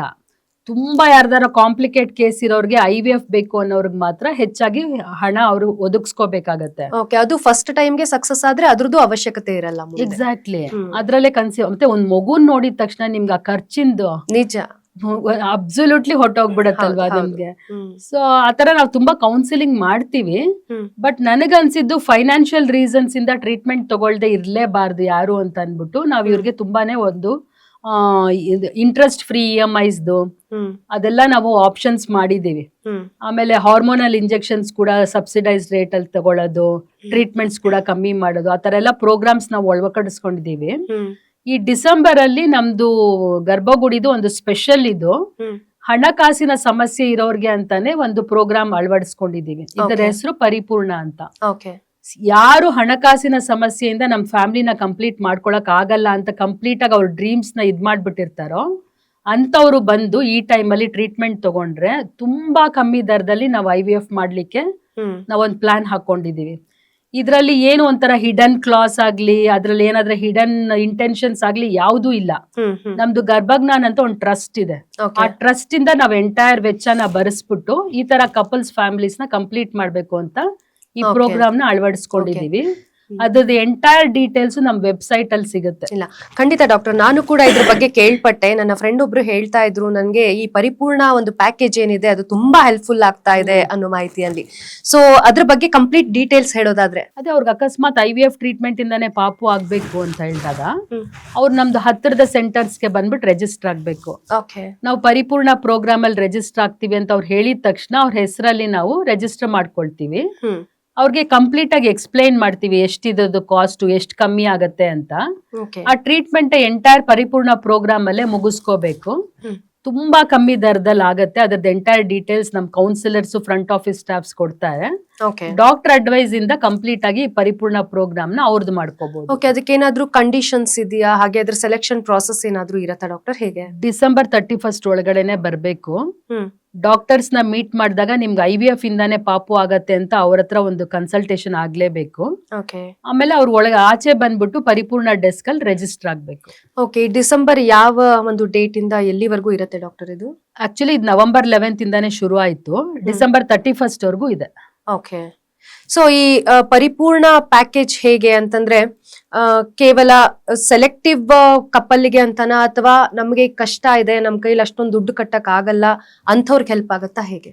ಆಕ್ಚುಲಿ ಇದು ಎಕನಾಮಿಕಲಿ ವೀಕ್ ಅವ್ರಿಗೆ ಮಾಡಿದ್ವಿ, ಬಟ್ ಅದು ವರ್ಕ್ ಆಗ್ಲಿಲ್ಲ. ಓಕೆ, ಸೊ ಇವಾಗ ಯಾರು ಬಂದ್ರು ಎಲ್ಲಾರ್ಗೂ ಪರಿಪೂರ್ಣ ಕೊಡ್ತಿದೀವಿ. ಆ ಟೈಮಲ್ಲಿ ಬಂದು IVF ಬೇಕು ಅನ್ನೋರ್ಗೆ. ಯಾಕಂದ್ರೆ ಇದು ಎಕನಾಮಿಕಲಿ ವೀಕ್ ಗೆ BPL ಕಾರ್ಡ್ ಅಂತ ಇದೆಯಲ್ಲ, ಅದ್ ಯಾರ್ ಬೇಕಾದ್ರೆ ತರ್ತಾ ಇದ್ರು. ಕಾರ್ಸ್ ಅಲ್ಲೆಲ್ಲ ಬಂದ್ಬಿಟ್ಟು BPL ಕಾರ್ಡ್ ತರ್ತಾ ಇದ್ರು, ಅದ್ ವರ್ಕ್ ಆಗ್ಲಿಲ್ಲ. ಸೊ ಏನ್ ಮಾಡಿದ್ವಿ ಅಂದ್ರೆ ಯಾರಿಗ್ ಬೇಕಾದ್ರೂ ಪರಿಪೂರ್ಣ ಆಫರ್ ಕೊಡ್ಬೋದು ಅಂತ ಮಾಡಿದ್ಮೇಲೆ ತುಂಬಾ ಜನ ಇದ್ರ ಉಪಯೋಗ ಪಡ್ಕೊಳ್ತಿದ್ದಾರೆ. ಫಾರ್ ಎಕ್ಸಾಂಪಲ್ ನೀವು ಬಂದ್ಬಿಟ್ಟು ನಾನು ಪುವರ್ ಅಂತ ಹೆಂಗ್ ಪ್ರೂವ್ ಮಾಡ್ಕೊಳ್ತೀರಾ? ಅದಕ್ಕೋಸ್ಕರ ಇದನ್ನ ಎಲ್ಲಾರ್ಗೂ ಕೊಟ್ಟಂದ್ರೆ ನಿಜವಾಗ್ಲೂ ಪುವರ್ ಇರೋರಿಗೆ ಯೂಸ್ ಆಗೋ ಬದಲು ಮಿಸ್ಯೂಸ್ ಆಗ್ತಾ ಇತ್ತು. ಸೊ ಅದಕ್ಕೆ ಆತರ ಬೇಡ ಕಂಡೀಷನ್ಸ್ ಎಲ್ಲಾ ಕಪಲ್ಸ್ಗೂ ಕೊಟ್ಬಿಡಿ ಈ ಟೈಮಲ್ಲಿ ಬರೋರ್ಗೆ ಅಂತ ಹೇಳಿದ್ಮೇಲೆ ತುಂಬಾ ಜನ ಹ್ಯಾಪಿ ಕಪಲ್ಸ್ ಬಂದ್ಬಿಟ್ಟು ಇದ್ರ ತಗೊಳ್ತಾ ಇದ್ದಾರೆ. ಈ ಪರಿಪೂರ್ಣ ಕೊಡುಗೆಗೋಸ್ಕರ ವರ್ಷ ಪೂರ್ತಿ ಕಾಯ್ತಾ ಇರ್ತಾರೆ ಅಂತ ಕೇಳ್ಪಟ್ವಿ ಡಾಕ್ಟರ್. ನಾವು ತುಂಬಾನೇ ಇದು 5 ವರ್ಷದಿಂದ ಮಾಡ್ತಾ ಇದೀವಿ. ತುಂಬಾ ಫೇಮಸ್ ಆಗಿದೆ ಈ ಪ್ರೋಗ್ರಾಮು, ತುಂಬಾ ಜನಕ್ಕೆ ಯೂಸು ಆಗಿದೆ, ತುಂಬಾ ಹ್ಯಾಪಿ ಫ್ಯಾಮಿಲೀಸ್ ಕ್ರಿಯೇಟ್ ಆಗಿದೆ. ಆಲ್ಮೋಸ್ಟ್ ಒಂದು 5000 ಕಪಲ್ಸ್ ಬಂದ್ಬಿಟ್ಟು ಇದ್ರ ಉಪಯೋಗ ಪಡ್ಕೊಂಡಿದ್ದಾರೆ. ಸೊ ಇಯರ್ ಆನ್ ಇಯರ್ ಇದ್ರದ್ದು ಒಂಥರ ಮಾತು ಮನೆ ಮಾತಾಗಿದೆ. ಸೊ ತುಂಬಾ ಜನ ಇದ್ ಕಾಯ್ತಾ ಇರ್ತಾರೆ. ಓಕೆ, ಈ ಒಂದು ಪರಿಪೂರ್ಣ ಕೊಡುಗೆನಲ್ಲಿ ಅಂದ್ರೆ ಇಂತಿಷ್ಟೇ ಕಪಲ್ಗೆ ಅಂತ ಹೇಳೇನಾದ್ರೂ ಸ್ಕೀಮ್ ಇದೆಯಾ ಅಥವಾ ಹೇಗೆ? ನಾವ್ ಆತರ ಲಿಮಿಟೇಷನ್ ಮಾಡ್ಕೊಂಡಿಲ್ಲ, ಎಷ್ಟು ಜನ ಬಂದ್ರು ಅದನ್ನ ಆಫರ್ ಮಾಡ್ತಾ ಇದೀವಿ. ಆದಷ್ಟು ಜನಕ್ಕೆ ತಲುಪ್ಲಿ ಅಂತಾನೆ ನಮ್ದು ಉದ್ದೇಶ. ಓಕೆ ಡಾಕ್ಟರ್, ನಾನು ನಿಮ್ಮನ್ನ ಸುಮಾರು ವರ್ಷಗಳಿಂದ ನೋಡ್ತಾ ಇರುವಂತದ್ದು, ಈ ಸಿಟಿ ಲೈಫ್ ಅಲ್ಲಿ ಇರೋರಿಗೆ ಈ ಪ್ರೆಗ್ನೆನ್ಸಿ ಬಗ್ಗೆ, ಈ ಟ್ರೀಟ್ಮೆಂಟ್ ಗಳ ಬಗ್ಗೆ ಅಟ್ಲೀಸ್ಟ್ ಒಂದು ಅರಿವಾದ್ರೂ ಇರುತ್ತೆ, ಅಥವಾ ನಿಮ್ಮಂತ ಡಾಕ್ಟರ್ ಇಂದ ಅವ್ರಿಗೊಂದು ಅರಿವು ಮೂಡುತ್ತೆ ಕೂಡ. ಆದ್ರೆ ಈ ಗ್ರಾಮೀಣ ಪ್ರದೇಶಗಳಲ್ಲಿ ಇರುವಂತವರಿಗೆ ಈ ವಿಷಯಗಳ ಬಗ್ಗೆ ಅವರಿಗೆ ಗೊತ್ತು ಆಗಲ್ಲ ಹೇಗೆ ಅಂತ ಸಂದರ್ಭದಲ್ಲಿ ನೀವು ಕ್ಯಾಂಪ್ ಗಳನ್ನೆಲ್ಲ ಮಾಡ್ತಾ ಇದ್ರಿ ಡಾಕ್ಟರ್, ಅದ್ರ ಬಗ್ಗೆ? ಆಕ್ಚುಲಿ ಟಿವಿ ಪ್ರೋಗ್ರಾಮ್ಸ್ ಇಂದಾನು ಅವ್ರಿಗೆ ತುಂಬಾ ತಲುಪತ್ತೆ. ಈ ತರ ನೀವು ಡಿಜಿಟಲ್ ಪ್ಲಾಟ್ಫಾರ್ಮ್ಸ್ ಅಲ್ಲಿ ಇವಾಗ ಎಲ್ಲಾರು ನೋಡ್ತಾರೆ ಮೊಬೈಲ್ಸ್ ಅಲ್ಲಿ. ಸೊ ಈ ನೀವು ಪ್ರೋಗ್ರಾಮ್ ಏನ್ ಮಾಡ್ತಿದ್ದೀರಾ ಅದು ಪರ್ಫೆಕ್ಟ್ ಎಲ್ಲಾರ್ಗು ತಲುಪತ್ತೆ. ಆಮೇಲೆ ನಾವು ರೂರಲ್ ಪ್ರದೇಶಕ್ಕೆ ಹೋಗ್ಬಿಟ್ಟು ಕ್ಯಾಂಪ್ಸ್ ನ ಹಮ್ಮಿಕೊಂಡಿದೀವಿ. ಆಲ್ಮೋಸ್ಟ್ ಈಗ್ಲೂ ಆ ಕ್ಯಾಂಪ್ ಗಳು ನಡೆಯುತ್ತೆ ಡಾಕ್ಟರ್? ಕಂಟಿನ್ಯೂಸ್ ನಡೀತಾ ಇದೆ. ಓಕೆ, ಸೊ ಎಷ್ಟೊಂದು ಡಿಫ್ರೆಂಟ್ ರೀಜನ್ಸ್ ಅಲ್ಲಿ ಕ್ಯಾಂಪ್ಸ್ ಮಾಡ್ತೀವಿ. ನಮ್ದು ಎಂಟೈರ್ ಟೀಮ್ ಅಲ್ಲಿಗೆ ಹೋಗುತ್ತೆ. 1 ಮಂತ್ ಬಿಫೋರ್ ಡಿಸೈಡ್ ಆಗಿರುತ್ತೆ. ಅಲ್ಲೆಲ್ಲ ನಾವು ಅವೇರ್ನೆಸ್ ಮೂಡ್ಸಿರ್ತೀವಿ. ಆ ದಿವಸ ಡಾಕ್ಟರ್ ಮತ್ತೆ ಟೀಮ್ ಹೋಗ್ತೀವಿ. ಫ್ರೀ ವೀರ್ಯಾಣು ಪರೀಕ್ಷೆ ಇರುತ್ತೆ, ಫ್ರೀ ಕನ್ಸಲ್ಟೇಷನ್ ಇರುತ್ತೆ, ಫ್ರೀ ಮೆಡಿಸಿನ್ಸ್ ಇರುತ್ತೆ. ಅವ್ರದ್ದು ಎಂಟೈರ್ ರೆಕಾರ್ಡ್ಸ್ ಏನಿದೆ ತಗೊಂಡ್ ಬಂದು ನಮ್ ಡಾಕ್ಟರ್ಸ್ ಹತ್ರ ಕೂತ್ಕೊಂಡು ಮಾತಾಡಿದಾಗ ನಿಮ್ಗೆ ಏನ್ ಮಾಡ್ಬೇಕು ನೆಕ್ಸ್ಟ್ ಅಂತ ಅವ್ರಿಗೊಂದು ಮಾರ್ಗದರ್ಶನ ಕೊಡ್ತೀವಿ. ಆ ಕ್ಯಾಂಪ್ ಅಲ್ಲಿ ಬಂದು ಟ್ರೀಟ್ಮೆಂಟ್ ತಗೊಂಡು ವಾಪಸ್ ನಮ್ ಸೆಂಟರ್ಸ್ ಬಂದು ಕನ್ಸೀವ್ ಆದವ್ರು ತುಂಬಾ ಜನ ಇದ್ದಾರೆ. ಸೊ ಈ ಕ್ಯಾಂಪ್ದು ಉಪಯೋಗ ಪಡ್ಕೋಬೇಕು ಅಂತಂದ್ರೆ ಆ ಡೀಟೇಲ್ಸ್ ಎಲ್ಲ ನಮ್ ವೆಬ್ಸೈಟ್ ಅಲ್ಲಿ ಇದೆ.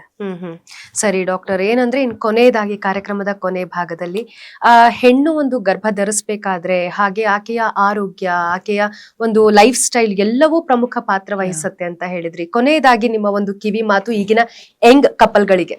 ಆಕ್ಚುಲಿ ಏಜ್ ಅನ್ನೋದು ತುಂಬಾ ತುಂಬಾ ಇಂಪಾರ್ಟೆಂಟ್. ಗೋಲ್ಡನ್ ಏಜ್ ಏನಿದೆ 25 to 30 ಅದನ್ನ ಮಿಸ್ ಮಾಡ್ಕೋಬಾರ್ದು ಜನರು. ಆಮೇಲೆ ಗಂಡಸರಲ್ಲೂ ಕೂಡ ಏಜ್ ಅನ್ನೋದು ತುಂಬಾ ಇಂಪಾರ್ಟೆಂಟ್. 40 ಕ್ರಾಸ್ ಆಗ್ತಿದ್ರಂಗೆ ಅವ್ರಿಗಲ್ಲೂ ಪ್ರಾಬ್ಲಮ್ಸ್ ಜಾಸ್ತಿ ಆಗತ್ತೆ. ಸುಮಾರು ಜನ ಹೆಂಗಸರು ಈ ಏಜ್ ನ ಮಿಸ್ ಮಾಡ್ಬಿಡ್ತಾ ಇದಾರೆ. ಇವಾಗ ನಾನ್ ನೋಡಿರೋ ತರ 35 ಕ್ರಾಸ್ ಆದ್ಮೇಲೆ ಪ್ರೆಗ್ನೆನ್ಸಿ, ಮ್ಯಾರೇಜಸ್ ಎಲ್ಲ ಪ್ಲಾನ್ ಮಾಡ್ತಾರೆ. ಆ ಏಜ್ ನ ಮಿಸ್ ಮಾಡ್ಕೋಬಾರ್ದು. ಅಕಸ್ಮಾತ್ ಅವ್ರ ಲೈಫಲ್ಲಿ ಏನಾದ್ರೂ ತುಂಬಾ ಪೋಸ್ಟ್ಪೋನ್ ಮಾಡ್ಬೇಕು ಮ್ಯಾರೇಜ್ ಅಂತಿದ್ರೆ ಒಂದ್ಸಲಿ ಬಂದು ಫರ್ಟಿಲಿಟಿ ಎಕ್ಸ್ಪರ್ಟ್ ನ ನೋಡ್ಲಿ. ಒಂದು ಬೇಸಿಕ್ ಸ್ಕ್ಯಾನು, ಎಲ್ಲ ಅಂಡಕೋಶ ಎಲ್ಲ ಸರಿಗಿದ್ಯಾ, ನಾನು ಏನಾರ ಬೇರೆ ಮಾಡ್ಕೋಬೇಕಾ ಅಂತ ಒಂದು ಅಡ್ವೈಸ್ ತಗೊಳ್ಳಿ. ಒಂದ್ ಲೇಡಿ ಇದೇ ತರ ಅವ್ರ ಜರ್ಮನಿಗೆ ಹೈಯರ್ ಸ್ಟಡೀಸ್ಗೆ ಹೋಗ್ಬೇಕಿತ್ತು. ಅವ್ರಿಗೆ ಇನ್ನು ಮ್ಯಾರೇಜು ಆಗಿರ್ಲಿಲ್ಲ. ಅವ್ರ ತಾಯಿ ಕರ್ಕೊಂಡ್ಬಂದು ಇವಳು ಹೋಗ್ಬೋದಾ, ಮ್ಯಾರೇಜ್ ಪೋಸ್ಟ್ಪೋನ್ ಮಾಡ್ಬೋದಾ ಅಂತ ಕೇಳಿದ್ರು. ನಾವ್ ಅವಾಗ ನೋಡಿದ್ದು ಅವಳ್ದು ಎಗ್ಸ್ ಕಮ್ಮಿ ಆಗ್ತಾ ಇತ್ತು. ಫ್ರೀಸ್ ಮಾಡ್ಬಿಟ್ಟು ಹೋಗಿ ಅಂತ ನಾವು ಒಂದು ಅಡ್ವೈಸ್ ಕೊಟ್ವಿ. So she ಫ್ರೋಸ್ Har eggs. ಆಮೇಲೆ ಜರ್ಮನಿಗೆ ಹೋಗಿ ಹೈಯರ್ ಸ್ಟಡೀಸ್ ಮಾಡಿ ವಾಪಸ್ ಬಂದು ಮ್ಯಾರೇಜ್ ಆಗಿ ಆ ಎಗ್ಸ್ ನ ಯುಟಿಲೈಸ್ ಮಾಡ್ಕೊಂಡು ಪ್ರೆಗ್ನೆಂಟ್ ಆಗಿದ್ದಾಳೆ. ಡಾಕ್ಟರ್, ಈ ಫ್ರೀಸಿಂಗ್ ಅಂತ ಹೇಳಿದ್ರಲ್ಲ, ಫ್ರೀಸಿಂಗ್ ಎಷ್ಟು ದಿನಗಳವರೆಗೂ ಫ್ರೀಸ್ ಮಾಡಬಹುದು? 5 to 10 years ವರೆಗೂ ಮಾಡಬಹುದು. ಓಕೆ, ಸರಿ. ಸೊ ಅಕಸ್ಮಾತ್ ಕ್ಯಾನ್ಸರ್ ಥೆರಪಿಗೆ ಹೋಗ್ಬೇಕಿರತ್ತೆ. ಸೊ ಹೋಗ್ ಬಂದ್ಮೇಲೆ ಒಂದ್ ಎಗ್ಗು ಇರಲ್ಲ, ಯಾಕಂದ್ರೆ ಟಾಕ್ಸಿಕ್ ಡ್ರಗ್ಸ್ ಇರುತ್ತೆ, ಕೀಮೋಥೆರಪಿ, ರೇಡಿಯೋಥೆರಪಿ. ಸೊ ಅಂತವ್ರು ಎಗ್ಸ್ ಫ್ರೀಸ್ ಮಾಡಿ ಹೋಗ್ತಾರೆ. ಗಂಡಸರಲ್ಲಿ ಕ್ಯಾನ್ಸರ್ಸ್ ಹೋಗ್ತಿರ್ತಾರೆ, ಅವ್ರು ಸೆಮೆನ್ ಫ್ರೀಸ್ ಮಾಡಿ ಹೋಗ್ತಾರೆ, ಎಂಬ್ರಿಯೋಸ್ ಫ್ರೀಸ್ ಮಾಡಿ ಹೋಗ್ತಾರೆ. ಒಂದ್ ಲೇಡಿ ನನಗೆ ಕ್ಯಾನ್ಸರ್ ಥೆರಪಿಗೆ ಹೋದವರು ಅವ್ರು ಎಂಬ್ರಿಯೋಸ್ ಫ್ರೀಸ್ ಮಾಡಿ ಹೋಗಿದ್ರು. ಥೆರಪಿ ಎಲ್ಲ ಆದ್ಮೇಲೆ ಬಂದು ಭ್ರೂಣ ಟ್ರಾನ್ಸ್ಫರ್ ಮಾಡಿಸ್ಕೊಂಡ್ರು. ಈಗ ಟೆಕ್ನಾಲಜಿ ಸೈನ್ಸ್ ತುಂಬಾ ಮುಂದುವರೆದಿದೆ. ಅದರದ್ದು ಅವೇರ್ನೆಸ್ ಬೇಕು, ಅದ್ರದ್ದು ಯುಟಿಲೈಸ್ ಮಾಡ್ಕೋಬೇಕು, ಅಷ್ಟೇ ನಂದು ರಿಕ್ವೆಸ್ಟ್. ಸರಿ ಡಾಕ್ಟರ್, ಏನಂದ್ರೆ ನಮ್ಗೆ ಸಾಕಷ್ಟು ಮಾಹಿತಿ ತಿಳಿಸ್ಕೊಟ್ರಿ. ಏನಂದ್ರೆ ಗಂಡ ಹೆಂಡತಿ ಯಾವ ಸಂದರ್ಭದಲ್ಲಿ ಸೇರ್ಬೇಕು, ಹಾಗೆ ಮಕ್ಕಳನ್ನ ಪಡಿಬೇಕು ಅಂದ್ರೆ ಅವರು ಯಾವ ರೀತಿ ಸಿದ್ಧತೆಯನ್ನ ಮಾಡ್ಕೊಂಡಿರ್ಬೇಕು ಮಾನಸಿಕವಾಗಿ, ದೈಹಿಕವಾಗಿ, ಹಾಗೆ ಯಾವ ಹಂತದಲ್ಲಿ ಈ IUI ಮತ್ತು IVF ಟ್ರೀಟ್ಮೆಂಟ್ ಲಭ್ಯ ಆಗತ್ತೆ ಅನ್ನೋದ್ರ ಬಗ್ಗೆ ಮಾಹಿತಿ ತಿಳಿಸ್ಕೊಟ್ಟಿದ್ದೀರಾ. ನಮಗೆ ಧನ್ಯವಾದ. Thank you so much. So ನೋಡಿದ್ರಲ್ಲ ವೀಕ್ಷಕರೇ, ಇನ್ಫರ್ಟಿಲಿಟಿ ನಾನಾ ಕಾರಣಗಳಿಗೆ, ನಾನಾ ಸಮಸ್ಯೆಗಳಿಗೆ ಈಡು ಮಾಡುತ್ತೆ. ಅಂತಹ ಸಂದರ್ಭದಲ್ಲಿ ಈ IUI ಆಗ್ಲಿ ಅಥವಾ IVF ಆಗ್ಲಿ ಸಾಕಷ್ಟು ನೆರವಿಗೆ ನಿಲ್ಲುತ್ತೆ. ಹಾಗೆ ಪರಿಪೂರ್ಣ ಒಂದು ಕೊಡುಗೆ ಏನಿದೆ ಗರ್ಭಗುಡಿಯಿಂದ ಆಯೋಜಿಸಿರುವಂತದ್ದು, ಅದರ ಒಂದು ಉಪಯೋಗವನ್ನ ತಾವೆಲ್ಲರೂ ಕೂಡ ಪಡೆದುಕೊಳ್ಬೇಕು ಅಂತ ಹೇಳ್ತಾ ನಮ್ಮ ಕಾರ್ಯಕ್ರಮವನ್ನ ಮುಗಿಸ್ತಾ ಇದ್ದೀನಿ. ನಮಸ್ಕಾರ.